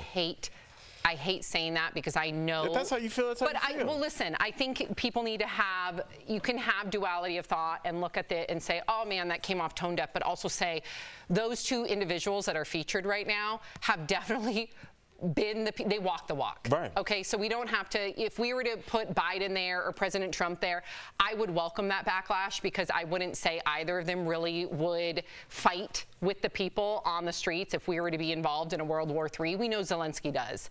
We know that Elena has been very loyal and she's done a lot of philanthropic efforts to make sure that the people of Ukraine are not only heard, but they are protected. So those people can do whatever they want, considering that if you look at their resume, they have delivered. But I do think, I just try and put myself in the shoes of someone in Ukraine, knowing that I have so much faith and belief in my leaders, but I also feel like that looks tone deaf, considering that a lot of people are still in bunkers. Would it have changed for you had the aesthetic not been so, and I say this nicely, Leibowitz? I mean, it's so. Oh, of course. Yeah, had the aesthetics just been changed. I don't even like it being a part of Vogue, and I'm sorry to say that. Yeah. I really do. I'd rather them be on the cover of Newsweek, but maybe if they were on the cover of Newsweek, they wouldn't be we wouldn't be talking about this. So I get that there's a flip side to it, but I do think it comes off tone deaf. Yeah, I hear you. And I will say this, there are moments of beauty, even in tragedy. Even if a hurricane has leveled a city, tornado, earthquake, there are like these little spots of beauty where humanity creeps out. And I feel like that also has to be highlighted as well. And I think this was in Newsweek, we would see the people on stretchers and the Red Cross sign. But I think looking at this in Vogue, glossy. It reminds you they're human beings, and they still are. They're a young couple, and they look like a lot of people on this planet. They look like a lot of Ukrainians, and people need to see something that they can identify with to continue with the cause. So I feel like overall, I definitely get what you're saying, because that was my initial thought. I do think there's got to be some parts of humanity that are kind of glamorous and still beautiful in order for people to not just want to follow a perpetually super sad, depressing story. I get that. I do. Let's remember, though, that those two walk the walk, so who cares at the end of the day? Coming up on DBL, are men turned off by women who think they're funny? Comedian Whitney Cummings weighs in. And a new study suggests kids shouldn't reach for the stars, why research is encouraging more realistic goals. And you may have heard the Choco Taco won't be on shelves much longer. We're taking a look back at some other retired classics next. Closed captioning provided by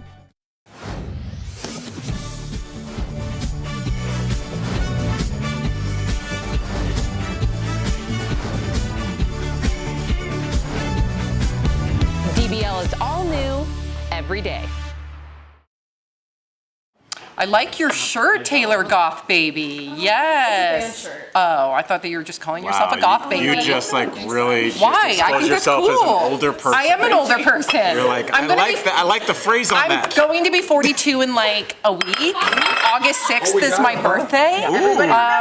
42 years old. So yeah, I am a boomer. Are you doing something for your 42nd? Yeah, we're going to Telluride. Mark and I are. By the way, so my listen. husband and I have the same birthday. Yes. If you guys like this, great. This is Burke. Yes. If you like, or you don't like it, that's fine. I can't I've wait. seen a couple of other shows do this, by the way. So, Okay. and it was sort of Choco Taco. Yeah, and by the Choco way, Taco. it's sort of a promo. Yeah. try it, and then we're gonna bring up the childhood snacks that we remember afterwards. Okay. So wait until after we talk Yes, about and this, his wife. and she intros the other stuff, and then it's up in the prompter of the order it goes in. It's not the one I chose, but I was surprised that Puddin' Pops, they don't make those either. Yeah, because you get into stuff. Pops kits for you to make your own and put in the freezer, but they're not like a separate frozen fudgesicle. I don't know. Bill Cosby. Yeah, I think, is that it? Yeah. You're quoting it, but he did. Right, yeah, I mean, it's such a weird, I mean, Jared represented Subway. People still go there. And I mean, I just...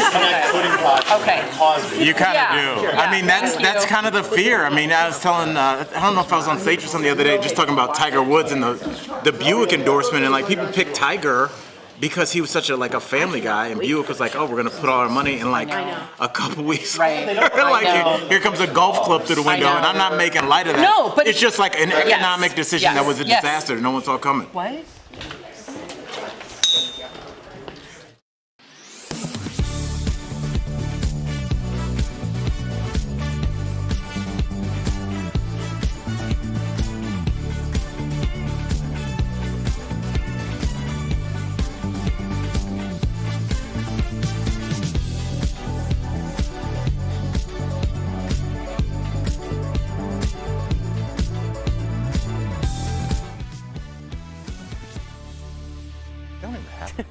Welcome back. There were a ton of headlines this week all about a beloved childhood snack, Klondike's Choco Taco. Yep.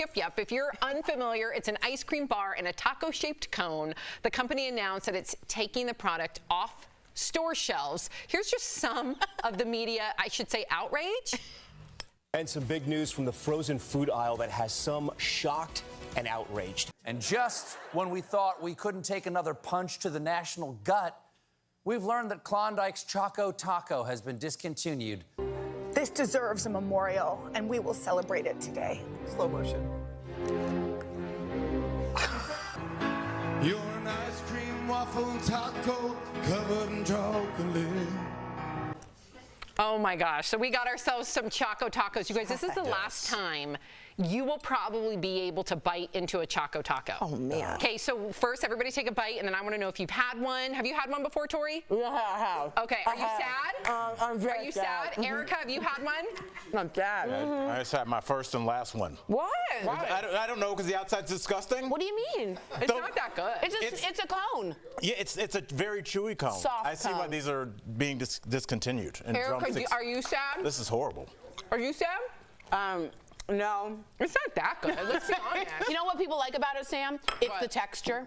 You get the cone, you get the ice, you get the chocolate, you get the crunch. You get a lot of taste in your mouth. Isn't it just a squished cone? I'll go to like my nearby ice cream store. I'll get one of these cones. I'll get some vegan vanilla ice cream, some chocolate, some nuts, and then I'll just squish it. And there's my own Choco Taco. No, no one would ever do that. But you know what? Honestly, and this might sound very pretentious. It seems like messy to eat. Like I don't want to touch it again. I don't want to touch it. And like, why I'm don't fine you with that. just get a Kit Kat and put it in the refrigerator like a grown up? I'm fine with that. I'm fine with messy. Clean up and seat too. Anybody got napkins? Oh, clean up and see too. Okay, so this got us thinking, excuse me while I eat the chocolate off the top. Our beloved childhood snacks or foods, right? It made us thinking about those and what we loved that are no longer a thing. Okay, we're going to start, like who could forget pudding pops, okay? Right, which were many of our in our freezers growing up. Or how many of you drank Squeeze-Its? You guys remember Squeeze-Its? Yes. With the wax top, remember that? Sugar, Yeah. Orange was the best. Well, what about Swanson's TV dinners? Do you guys remember those? Because they no. came. Oh, my mom would never let me. No, they they were would never. banned in our house. Banned, Oh yeah. But did you Not ever at my go to a friend's grandmother's house? I did. Oh yeah. Like TV dinners, there was, and also let me just be honest. In college, my freshman year, when you're broke, they used to have a deal. It was 5 TV dinners for $5, and I always thought about like, how are you making a profit? Yeah, because it's not How does that work? Because you put them in the oven, not the microwave. You know, you put those in the microwave. No, you don't. They're made out of metal. Well, that's all we had, Sam. just put it in the the paper ones. Okay, that's not the ones we're referring Well, to. they That's just a updated. typical. Well, you showed like, the first one ever. That was old. That was old. 85 cents. That was old. Yeah, that was old. Now we're going to talk about some of our favorite childhood foods that you remember and that you miss. Who are we starting with? Does it matter? Sorry. I just want to make sure. All Okay, right, Al, I'll what go was yours? first. This just reminds me of just my mom packing my lunch with fruit wrinkles. Oh, yeah. Does anybody remember Oh, yes, fruit? of course. Fruit roll-ups. No, What's a fruit wrinkle? Fruit wrinkles were different. Yep. You they were like dehydrated jelly beans. They were delicious. There is a cult following. Make all the faces you need to. I loved them. They are delicious. Yeah. I will get some on eBay and we will eat them tomorrow. Oh, they're still around? Sounds Well, disgusting. you can Maybe get it. not. I mean, Zima's around. You can get it. Zima. Okay, I'm so sorry. I can't hear anything you're saying, Jody. My earpiece, I can't hear you. Who's next? Erica? Me? I think me. Tori. I will. Yes. I liked Crystal Pepsi. Did you really? Yes, and I pretended to drink it in PE for like water. Man, did I get cramps right then? Not a good idea. And I loved Swiss cake rolls. Does anyone remember these? Those are still around. Yeah, I Those are loved Little Debbie. I love Little Debbie. Wait, who I those always, aren't around anymore? No, I think those they are are. around. Little Those are Debbie around. had a lot of anger issues, I thought. Yeah, Okay, she go did. ahead. We called it penny candy. Apparently, it's called Albert's Fruit Chews. What? Oh. And I learned this morning that you can order them from somewhere. But yeah, they were a penny, and we go across the street to Red, the Candyman store, and we. Are you in Willy Wonka? Candyman store. The Candyman store. Candyman. Kind of a horror movie. Yeah, don't say his name 3 times. He had a candy store in his basement. Okay, I guarantee you there's a documentary about this candy store. I guarantee you. Didn't get a white band. I know, right? No, y'all leave Red alone. Red was All right, shy. well, we got to ask Sam, what was yours really quickly? Mine really quickly. Also, Little Debbie, the Nutty Buddies with some Verner's ginger ale. Do we have a picture of those? Yeah, both those things are still readily available. Buddy. Those are What is- cute. Those are Not. I've never seen those in A Nutty Buddy sounds not right, does it? You never had a Nutty Buddy? I don't think we should talk about it anymore. It sounds. We'll be right back. We'll be right back. Oh. This. We are in the dog days of summer, and ice cream lovers looking for a treat to cool off might have gotten some not-so-sweet news. On July 21st, Josh Malatino, owner of ice cream truck franchise Snow Cone Joe, posted this on his company's Facebook page, saying, quote, "You heard it here first. The Choco Taco has been discontinued," alongside a headstone with an image of the frozen treat on it. That's cold, Joe. In the following days, people expressed their disbelief that such a beloved item would no longer be available. So, did the Choco Taco get discontinued? Let's verify. Our sources are Klondike and Josh Malatino, owner of ice cream truck franchise Snow Cone Joe. Invented in 1983, the Choco Taco was initially popular at ice cream trucks before it was later also widely distributed among grocers. When Malatino realized he wasn't getting his usual supply of Choco Tacos, he called his distributor. For the past couple of weeks, I haven't been able to get Choco Tacos, so I had spoke to my provider up here in Albany, New York, about it, and he says, there's been a lot of issues going on, so I asked him if he had any idea when we would start to see them again, and he didn't. That's when Malatino took matters into his own hands, contacting Klondike, the maker of the frozen treat, directly.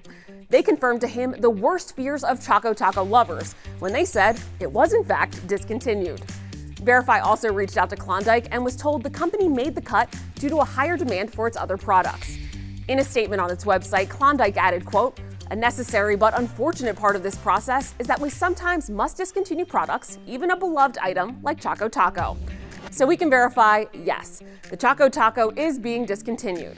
But some Sweet Tooth patrons aren't going down without a fight, as multiple petitions have launched to bring the sweet treat back.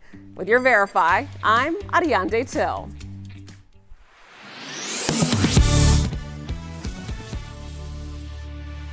Welcome back to DBL. Growing up, we were all told to reach for the stars when it came to life goals and aspirations, but a new study finds that telling children to dream big could be doing more harm than good. So researchers found that having unrealistic aspirations as a teen could have a negative effect during adulthood. If you achieve less than what you aspired to when you were younger, you could feel a negative impact on life satisfaction. On the other hand, if you achieved more than you aspired, you would see an increase in your positive well-being. I disagree. Erica's shaking her head. Like, seriously, okay, so we didn't get to be what we wanted to be, so let's lower the bar.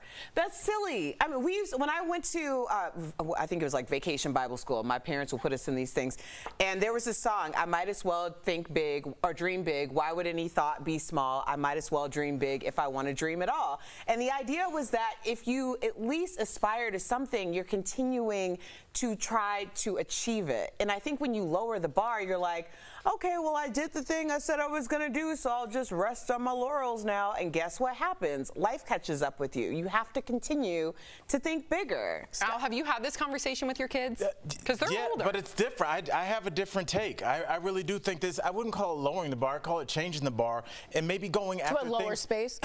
Yeah, to the floor if you could. You know, honestly, just to have some kind of perspective about happiness, all we do on this show is cover super famous people that have more money than they could ever spend, and you can see it on their face. They hate every second that they're alive. Not everyone. A lot of people are miserable, and I don't think your money has as much to do with it as you might think. I think when you are happy doing what you would do if no one was looking, I talk to people, it's like, man, I just like to build old chairs, or like, you know, my girl redoes old furniture and she loves that. She didn't post it on for Instagram likes. She just loves it. And I think maybe telling people to do that. Big for them.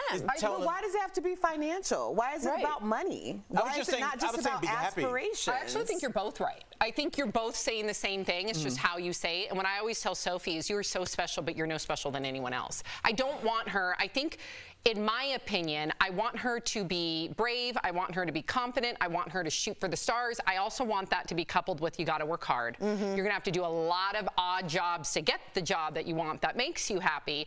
And you are no more, I don't want her to come off entitled. So I think there's a way to do it where you boost their self-esteem without making them feel like that they can walk around and be given everything on a silver platter. True, but I think knowing that they could reach everything is fantastic. And I also think that when you don't do that, not only do you lower it, do you lose a chance for someone to be a Steve Jobs, to be a Da Vinci, to be that. And if you don't think outside the box, individuals, that's one guy, one person. But that guy needed to hear that to start a garage business in his garage. Agreed, but they might be going near that. They're perfecting it. They're getting there. I don't know if encouragement has anything to do with it. I don't think many people are encouraging Kobe Bryant. I think there was something inside of him that drove him. That's the reason why that has to be inside of you. Why are you trying to kill that inside of children? Exactly. I'm not killing it. Let it grow. I'm just telling, when you tell somebody you can be the next Beyonce or the president, you probably can't be. No, but you got a couple probably cannot be the president. Okay, but you got it. If your kid, I know you, Al Jackson, if your kid came to you and said, I want to be the president, you would say you can, I'd say no and chance. you will? Maybe vice president if you don't drink in college. Oh my God, Al. We'll be right back. We're out of time. Promotional consideration is brought to you by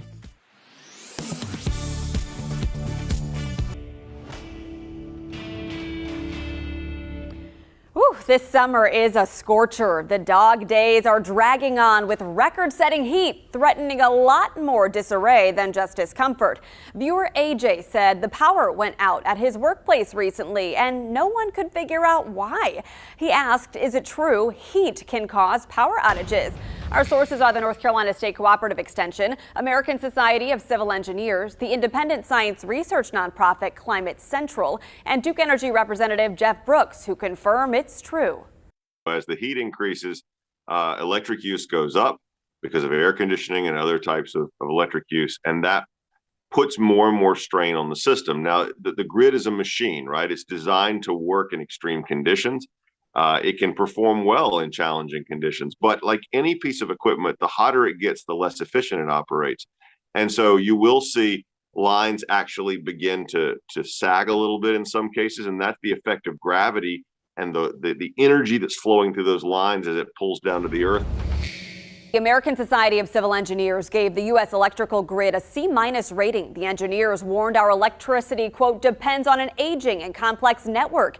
Even if states go greener with zero carbon by 2050, grids still could have weather problems. Heat could reduce wind speeds, meaning minimal wind power, and drought could reduce water supplies for hydroelectric dams.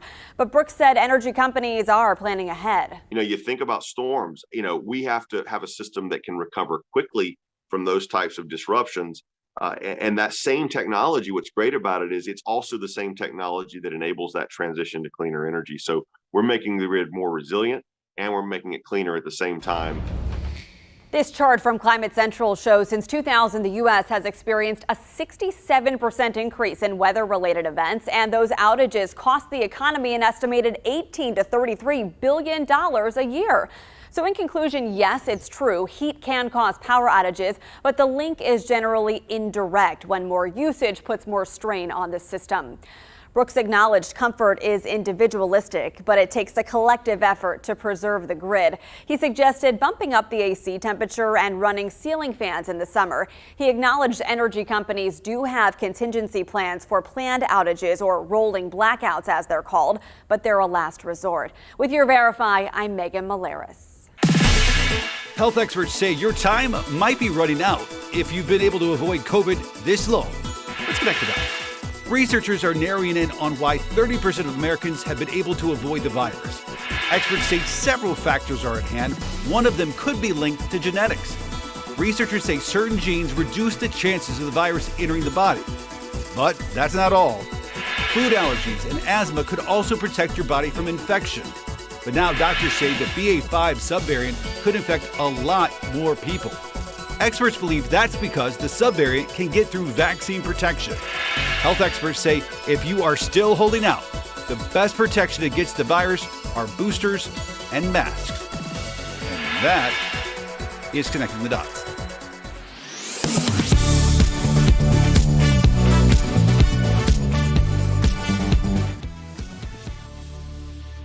We got a quick shout out to Taylor, our awesome production. Yeah, Taylor! 12 different stores to find the Choco Tacos. Love you, Taylor. All right, if you're leaving us, you can watch the second half of the show online. Watch on YouTube, dailyblastlive.com. But if you get the second half of the show where you are, here's what's ahead. Beyonce's highly anticipated album gets leaked, and you know her as Dr. Pimple Popper. Dr. Sandra Lee is here live. Yeah.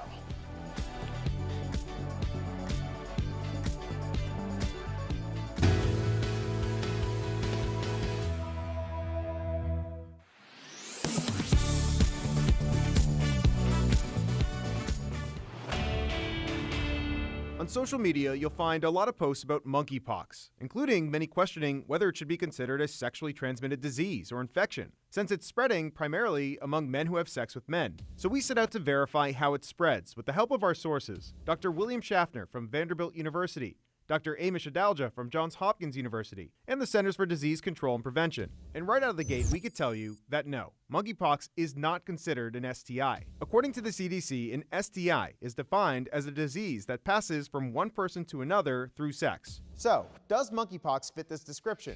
Dr. Schaffner says that there's been some debate about this. It is spreading between sexual partners, but that's mostly due to the close contact. Although it may not be technically a sexually transmitted infection, it is being now transmitted in the vast majority of cases through sexual skin-to-skin intimacies. Our other expert, Amish Adalja, says more studies need to be done to find out if the virus is also spread through sexual transmission. Although at this point, what we do know is that it's spread through skin-to-skin contact. If somebody has monkeypox lesions on their body and they rub against another person's body parts, that infectious material can transfer from the monkeypox lesion to the other person's intact skin. Which our experts say likely explains how children have become infected through close contact. If the lesion is out on a part of the body where a child could, by hugging their dad, touch that lesion, then that would be a mode of transmission. As of now, skin-to-skin contact is the primary way that this virus spreads. With your Verify, I'm Evan Kozlov.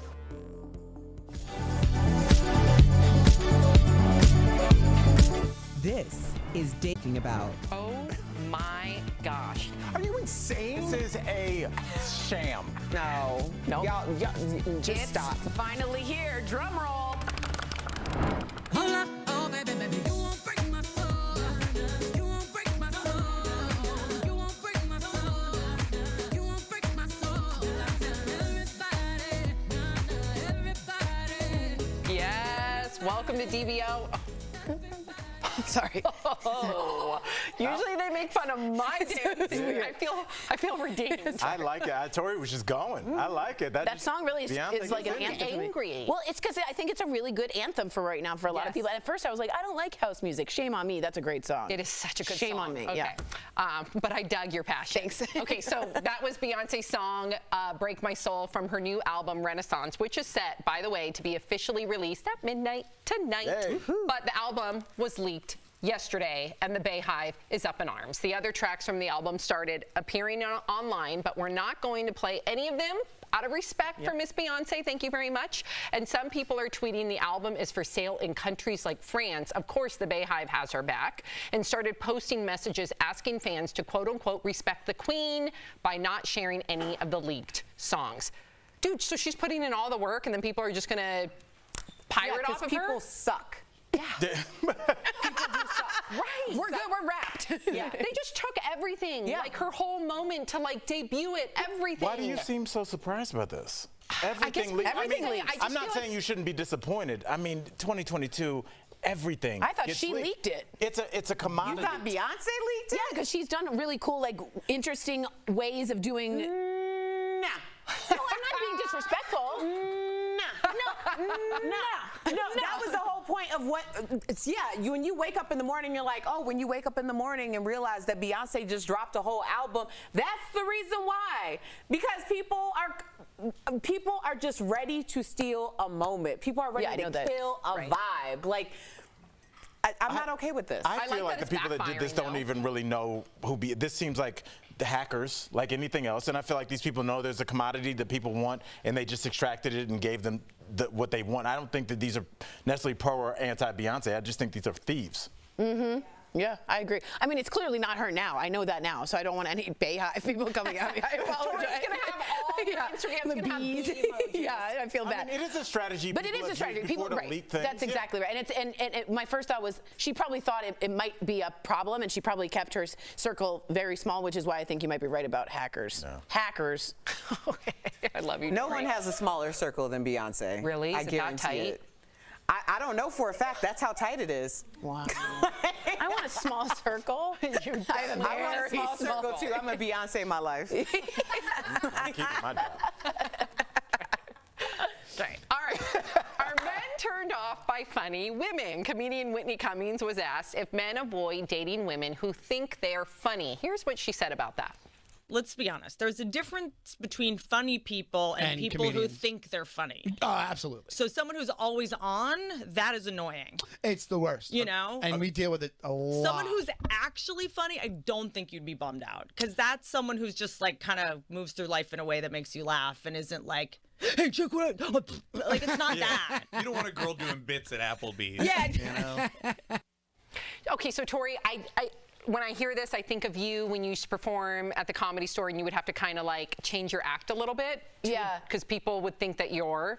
They wouldn't. As soon as they saw a woman, a lot of them would go to the bathroom. A girl, they would think I was not funny. Right. So I'd always come on with a beer, and I'd always say something like "What's up?" because I wanted to make sure they understood. First of all, I don't agree with Whitney Cummings in any way. I think, first of all, she's always on all the time, so I don't know. Like, she makes fart jokes too. My thing is this: you might think that I'm. That made sense. Because she's like, people are always like, dude. I'm like, that's you too. Sometimes people think I'm crazy. The slide whistle, the all of that is very deliberate. Very planned out and very thoughtful, because when I grew up, there was a lot of bullying. And what does humor do? It gets you out of some bad situations. It gets you into some good situations. It gets you out of dangerous situations. My humor is like my shield, and I use it purposefully. I like that I'm a girl, and I like being silly. I like that I look weird sometimes. I like looking ridiculous. All of that is planned by me, and I own it, and I love it. My husband loves it too. Loves it too. First of all, your jokes are not you just like quacky. Sometimes they are. That's not you at all. Yeah. That's not you. Yeah, You're not a stunt comedian. But I am like, wow. Now, as a man and as a comic, do you find any truth to her statement, Whitney Cummings? I have female comedian friends that I've known for a long time that said not a lot of them are married now, but I remember when they were dating, they said that they would go on dates and it would be going well. They go to dinner and then they would be like, oh, I have a show in the man would sit through the show, the Dave would sit through the show, and at the end, they said it was hard. It wasn't as much as they were funny. It was more that they were getting attention for being funny. People after a show, good show, taking pictures, and they said that they would see the guy kind of shrink to the corner, and they felt like they emasculated a lot of their dates. So I think there's something to that, but I also think there's something to just personality types. And some people are super serious and don't get your jokes. Right. They don't want to hear your jokes. They want to hear about business. We got to fix this roof. Where are these kids? And they don't want your jokes. So it's more personality driven, I think. I think that certain professions do lend themselves to certain type of being attracted to certain type of people or being repelled by certain types of people, like just based on what you do. Because I mean, I was in radio for almost 2 decades, and like I could almost draw out the type of guy who was like attracted to me by being on radio. Right. Or that wasn't, right? You Right. weed them out. You weed them out. Okay, so a woman's attempt to put Domino's Pizza on blast may have backfired. The woman posted a video of a pizza delivery worker canceling her order after she came up 76 cents short. Watch. You're really canceling my order for Domino's because I'm 76 cents short and I have a baby who has COVID, and this is all I have is $20 and my meal was $20.76, and you really canceled my order for 76 cents? Bye, Domino's. You're going viral. Ooh, but people started commenting that she should never had ordered the pizza if she didn't have enough money in the first place. Others said she should have used the $20 to buy groceries instead. Erica, you're making a face. What's your face? What's going on?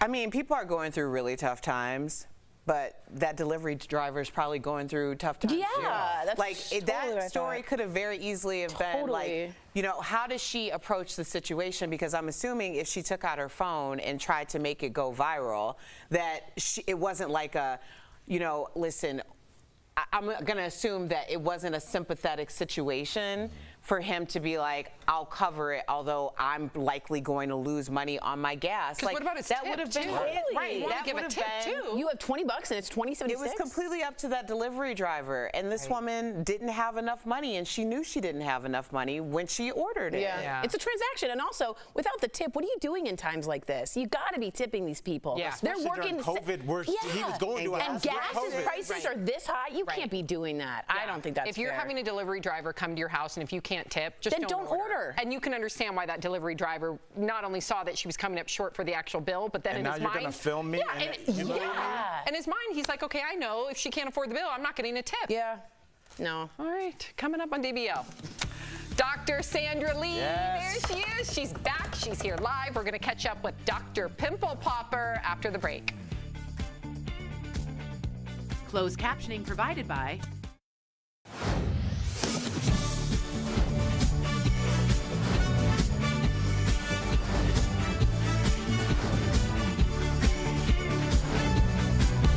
DBL is all new every day. Guys, people were writing Taylor, and if you don't know, everyone's saying Taylor, MVP. Taylor's, I think, of all this, Al, would you agree? Oh, I'm kidding. The coolest style, one of the coolest styles in the building, in the studio. Yeah. Do you agree? Yeah, I think that's kind of the beauty of people being able to dress how they want in this workplace is like, I feel like if you just took everybody's clothes and laid them out, you could be like, that's Peter. That's, like, I think you could see everybody's, people have their own kind of look and their own kind of expression. So I think it's, you know, Taylor she's a thrifter. We were talking about gothy, vintagey. Yeah, she's a vintage. 80s. Like a vintage. It depends on the day. Yeah, but I don't have. You're talking to someone who doesn't speak that language. I'm like shirts. Like I don't know anything. Thrifting is huge now. Like I asked my daughter what she wanted to do for her birthday, and she wanted to go thrifting. And I love your haircut, the heavy bang. Yeah, the 80s. I love a good heavy bang. People are scared of bangs. You just gotta. Oh, I love a good bang. My hair is hard to bang. Is it? Yeah, like it's like. Does it curl or something? Well, yeah, my hair is definitely curly and. Yeah, it's not a good bang unless you take the time to enjoy the bang. I don't even know. I didn't know where that was going, but I do like that. I know that you get pleasure from styling your hair. It's a good thing. Oh It's my something gosh, you should I take time. love a good blowout. I was talking to my son If I could have a blowout every other day, I'd be a very happy person. I was talking to my son about enjoying like bathing himself and grooming himself rather than just being like, fine, I'll get in the shower. Like, take your time No, and it's a whole thing. touch your scalp and like. I do these things now. Men What do you don't. call the eye patches, you guys? They work? I think they do. Peter Thomas Roth. They're very expensive, so I was like, gold. I think and then I put in Kourtney Kardashian clips, and I just sit there. Switch from a shower being a hassle to a pleasure.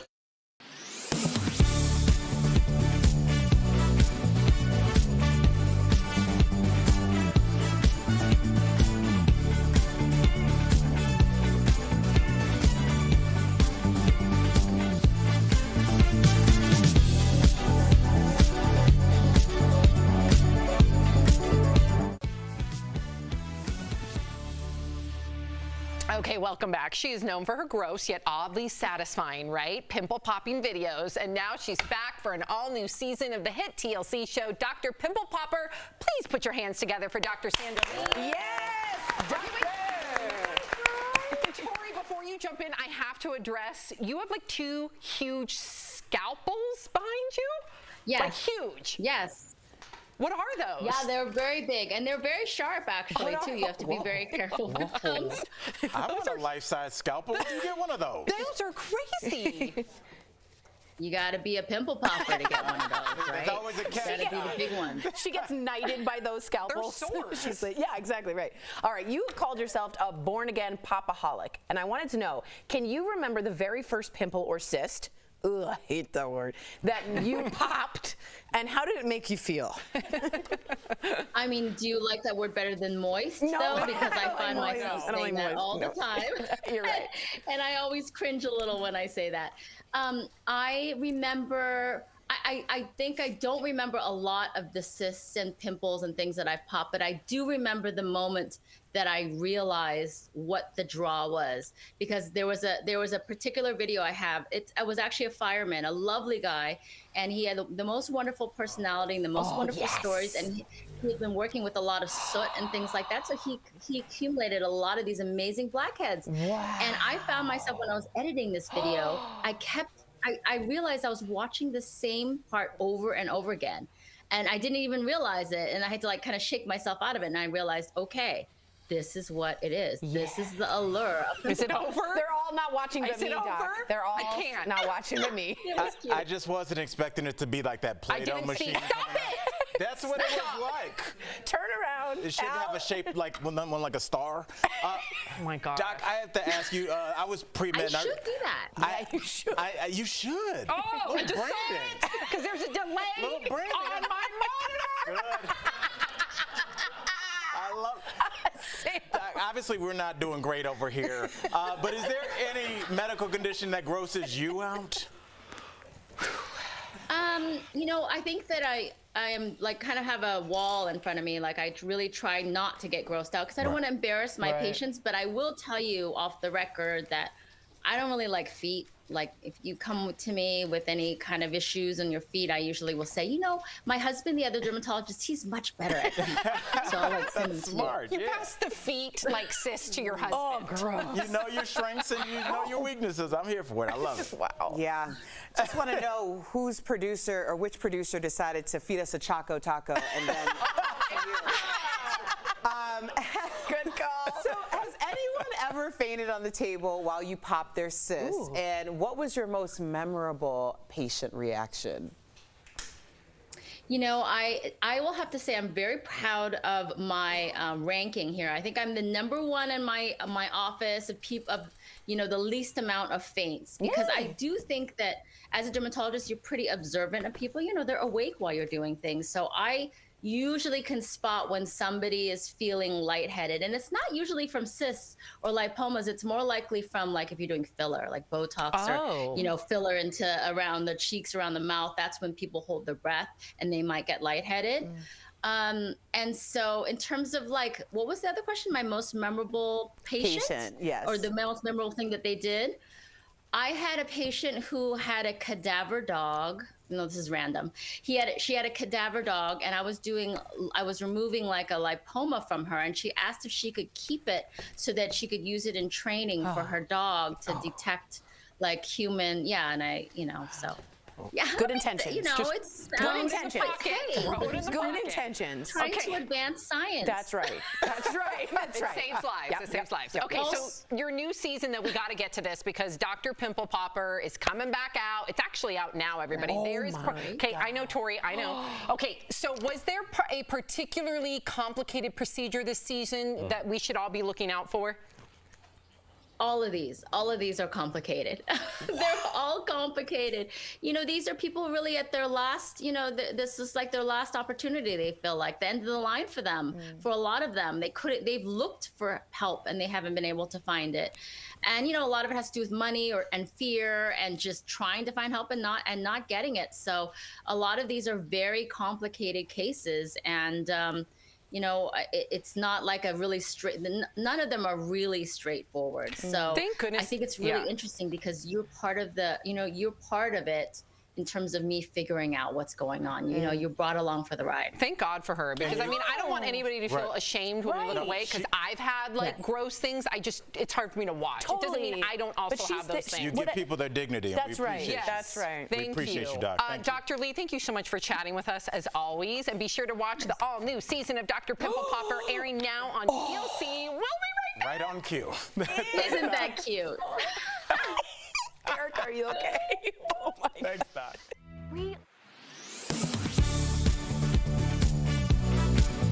We are in the dog days of summer, and ice cream lovers looking for a treat to cool off might have gotten some not-so-sweet news. On July 21st, Josh Malatino, owner of ice cream truck franchise Snow Cone Joe, posted this on his company's Facebook page, saying, quote, "You heard it here first, the Choco Taco has been discontinued," alongside a headstone with an image of the frozen treat on it. That's cold, Joe. In the following days, people expressed their disbelief that such a beloved item would no longer be available. So, did the Choco Taco get discontinued? Let's verify. Our sources are Klondike and Josh Malatino, owner of ice cream truck franchise Snow Cone Joe. Invented in 1983, the Choco Taco was initially popular at ice cream trucks before it was later also widely distributed among grocers. When Malatino realized he wasn't getting his usual supply of Choco Tacos, he called his distributor. For the past couple of weeks, I haven't been able to get Choco Tacos, so I had spoke to my provider up here in Albany, New York, about it, and he says, you know, there's been a lot of issues going on, so I asked him if he had any idea when we would start to see them again, and he didn't. That's when Malatino took matters into his own hands, contacting Klondike, the maker of the frozen treat, directly. They confirmed to him the worst fears of Choco Taco lovers when they said it was in fact discontinued. Verify also reached out to Klondike and was told the company made the cut due to a higher demand for its other products. In a statement on its website, Klondike added, quote, "A necessary but unfortunate part of this process is that we sometimes must discontinue products, even a beloved item like Choco Taco." So we can verify, yes, the Choco Taco is being discontinued. But some Sweet Tooth patrons aren't going down without a fight, as multiple petitions have launched to bring the sweet treat back. With your Verify, I'm Ariande Till.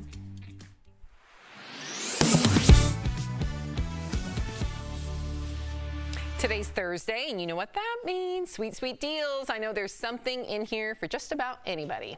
Check it out. Steph, what do you have for us today? Fill me in. Hi Tori, hello DBL Nation. I am so excited to show you today's deals and you are going to think they're fabulous. This one is one of my favorites we've ever had. It is the Cuisinart 1.5 quart Easy Clean ice cream maker. Oh, heck yes. How cool is this? Oh, heck yes. So this deal includes one ice cream maker, so you can easily make your favorite frozen desserts in just half an hour or less. What? So all you do is put your ingredients in the bowl and press on, and then the machine does the rest. No way. This sounds like my idea of, well, is it cooking heaven? I don't know, but Agreed. it's great. Now, if you're a bit more health conscious, frozen yogurt ice cream and sorbet, so the options are limitless. And Morning Save and Cuisinart are tight. So they bought the remaining inventory of this, which means we are passing on the savings just to you guys. Morning Save. So normally this is $83, but guess what? What? We've got it for $59. Hot Dang. It's saving everyone 29%. Oh, I honestly think this is so fantastic. I love it. Now, Tori, what about this one? We've got Caloric 2-in-1 stainless steel wine opener and preserver. So this deal includes 1 opener preserver, 2 wine stoppers, 1 foil cutter, and a drip-free wine pourer. So wine lovers, you have just met your match. Not only will this uncork and reseal your wine bottles in seconds, but the preserver will vacuum seal your open bottles to prevent oxidization, which keeps your wine so much fresher. Yeah. Normally, this is $90. Oy. But guess what? We've got it just for $24. So it's saving everyone 73%. Honestly, you will use this a lot more than you think. And now we've got a great bundle. It's the Ezine by iLife G50 cordless stick vacuum cleaner. Wow. So this deal includes 1 vacuum, 2 attachment accessories, and 1 wall mount with a charging station. So this is what you need when you're tackling your everyday messes. And it easily, like with this, it can navigate into all the nooks and crannies, and it's got no strings attached because it is cordless. Brilliant. So normally this is $180. Okay. But we've got it for $79, which is saving everyone 57%. Suck up those savings, guys. And then last but not least, I love a good pampering at home, and you can do that with this Danielle Creations facial steamer and beauty set. So it comes with, oh, this is one of my favorite things ever, a jade facial roller. Oh, everyone has one. Put it in your fridge, it feels amazing. It comes with a headband, a blemish extractor, Bravo. love it, and a facial steamer with 2 different attachments. So when you put your face in here, the steam provides hydration and moisture for more radiant and supple skin. It's going to help open up your pores, it's going to clear your sinuses, and then the Jade facial roller will reduce your wrinkles and fine lines. It's really helpful for that, and it gets rid of any puffiness by promoting blood circulation, and it boosts your collagen. Nice. And then we've got this really cozy headband, which is super soft and tucks away your loose hairs whilst you get your blemish extractor. Love these. So normally this bundle is $70. Okay. But we've got it all for just $29. I know it's saving you guys 59%, and honestly, I cannot tell you how much I use these. I am a big fan of them all. Steph, thank you so much. Y'all head on over to morningsave.com to snag these amazing deals at the lowest prices, or you can even just scan the QR code that's right on your screen right now. It will take you directly to these products on Morning Save's website. As always, Steph, thank you so much. We'll be right back. Promotional consideration is brought to you by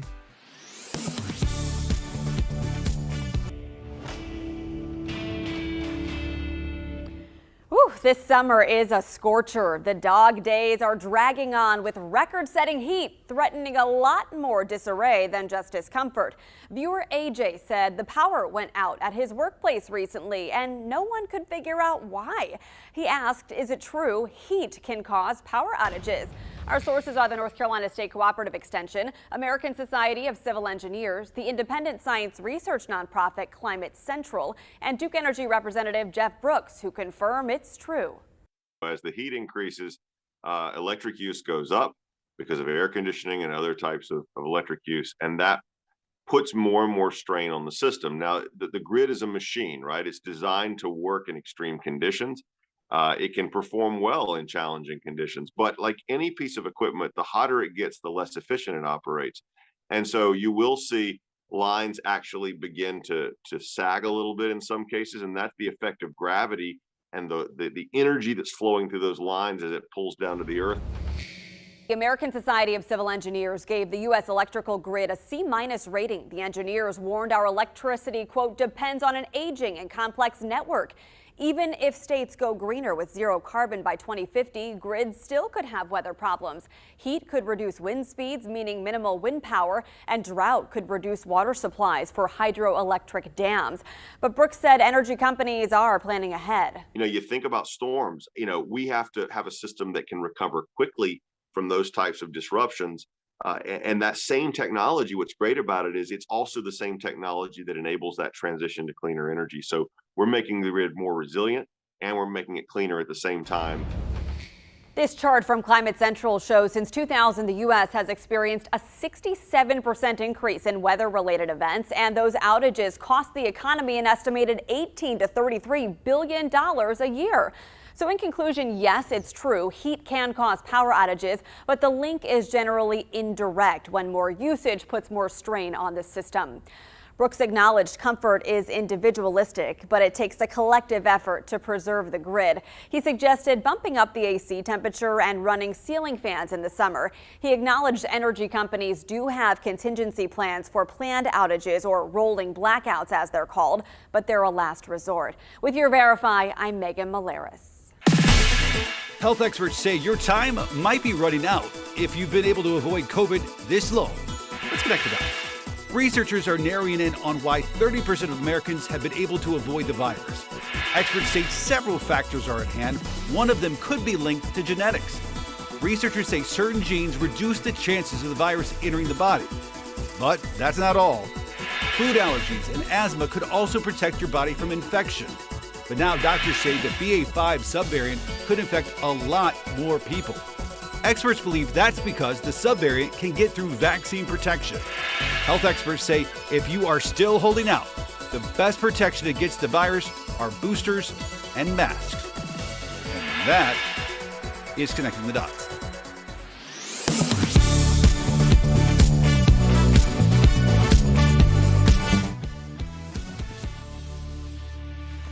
Before we go, earlier this week we mentioned actor Tony Dow had died, but this wasn't the case. His family has now confirmed he passed away yesterday. He was 77. He was best known for playing Wally Cleaver, of course, on Leave It to Beaver, alongside Jerry Mathers. Later, he made his mark behind the camera, directing episodes of Star Trek, Deep Space Nine, and Coach.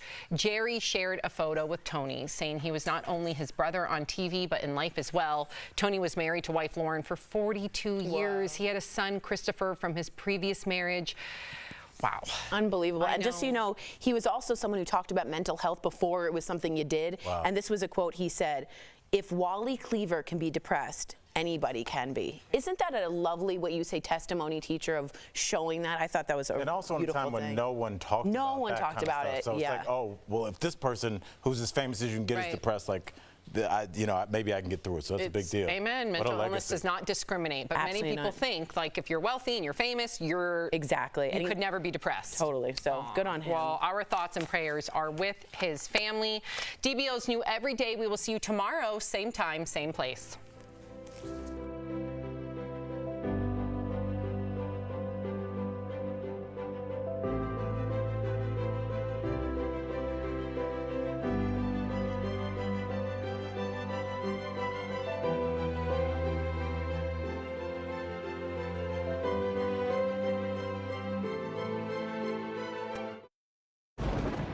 Where hope finds help. Where courage meets conviction. Where makers make fans. We are Tegna, a family of local and national media brands that bring us together, serving the greater good of our communities. Where national know-how, that's local business. Be in good company with Tegna.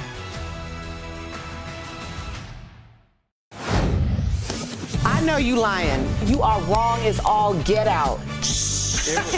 Be honest about what you are, but don't get tough when BLM protesters are walking down the street. I don't know how much time we have, but I am about to go on this rampage really quick. Okay, 1 minute. Who are you? I'm Tori. Oh. I thought everyone knew. Sorry. Don't you respect my opinions as well? I have to respect yours. Can't you respect mine? Raise the roof. Yes. Embarrassing. Yeah. DBL is all new every day.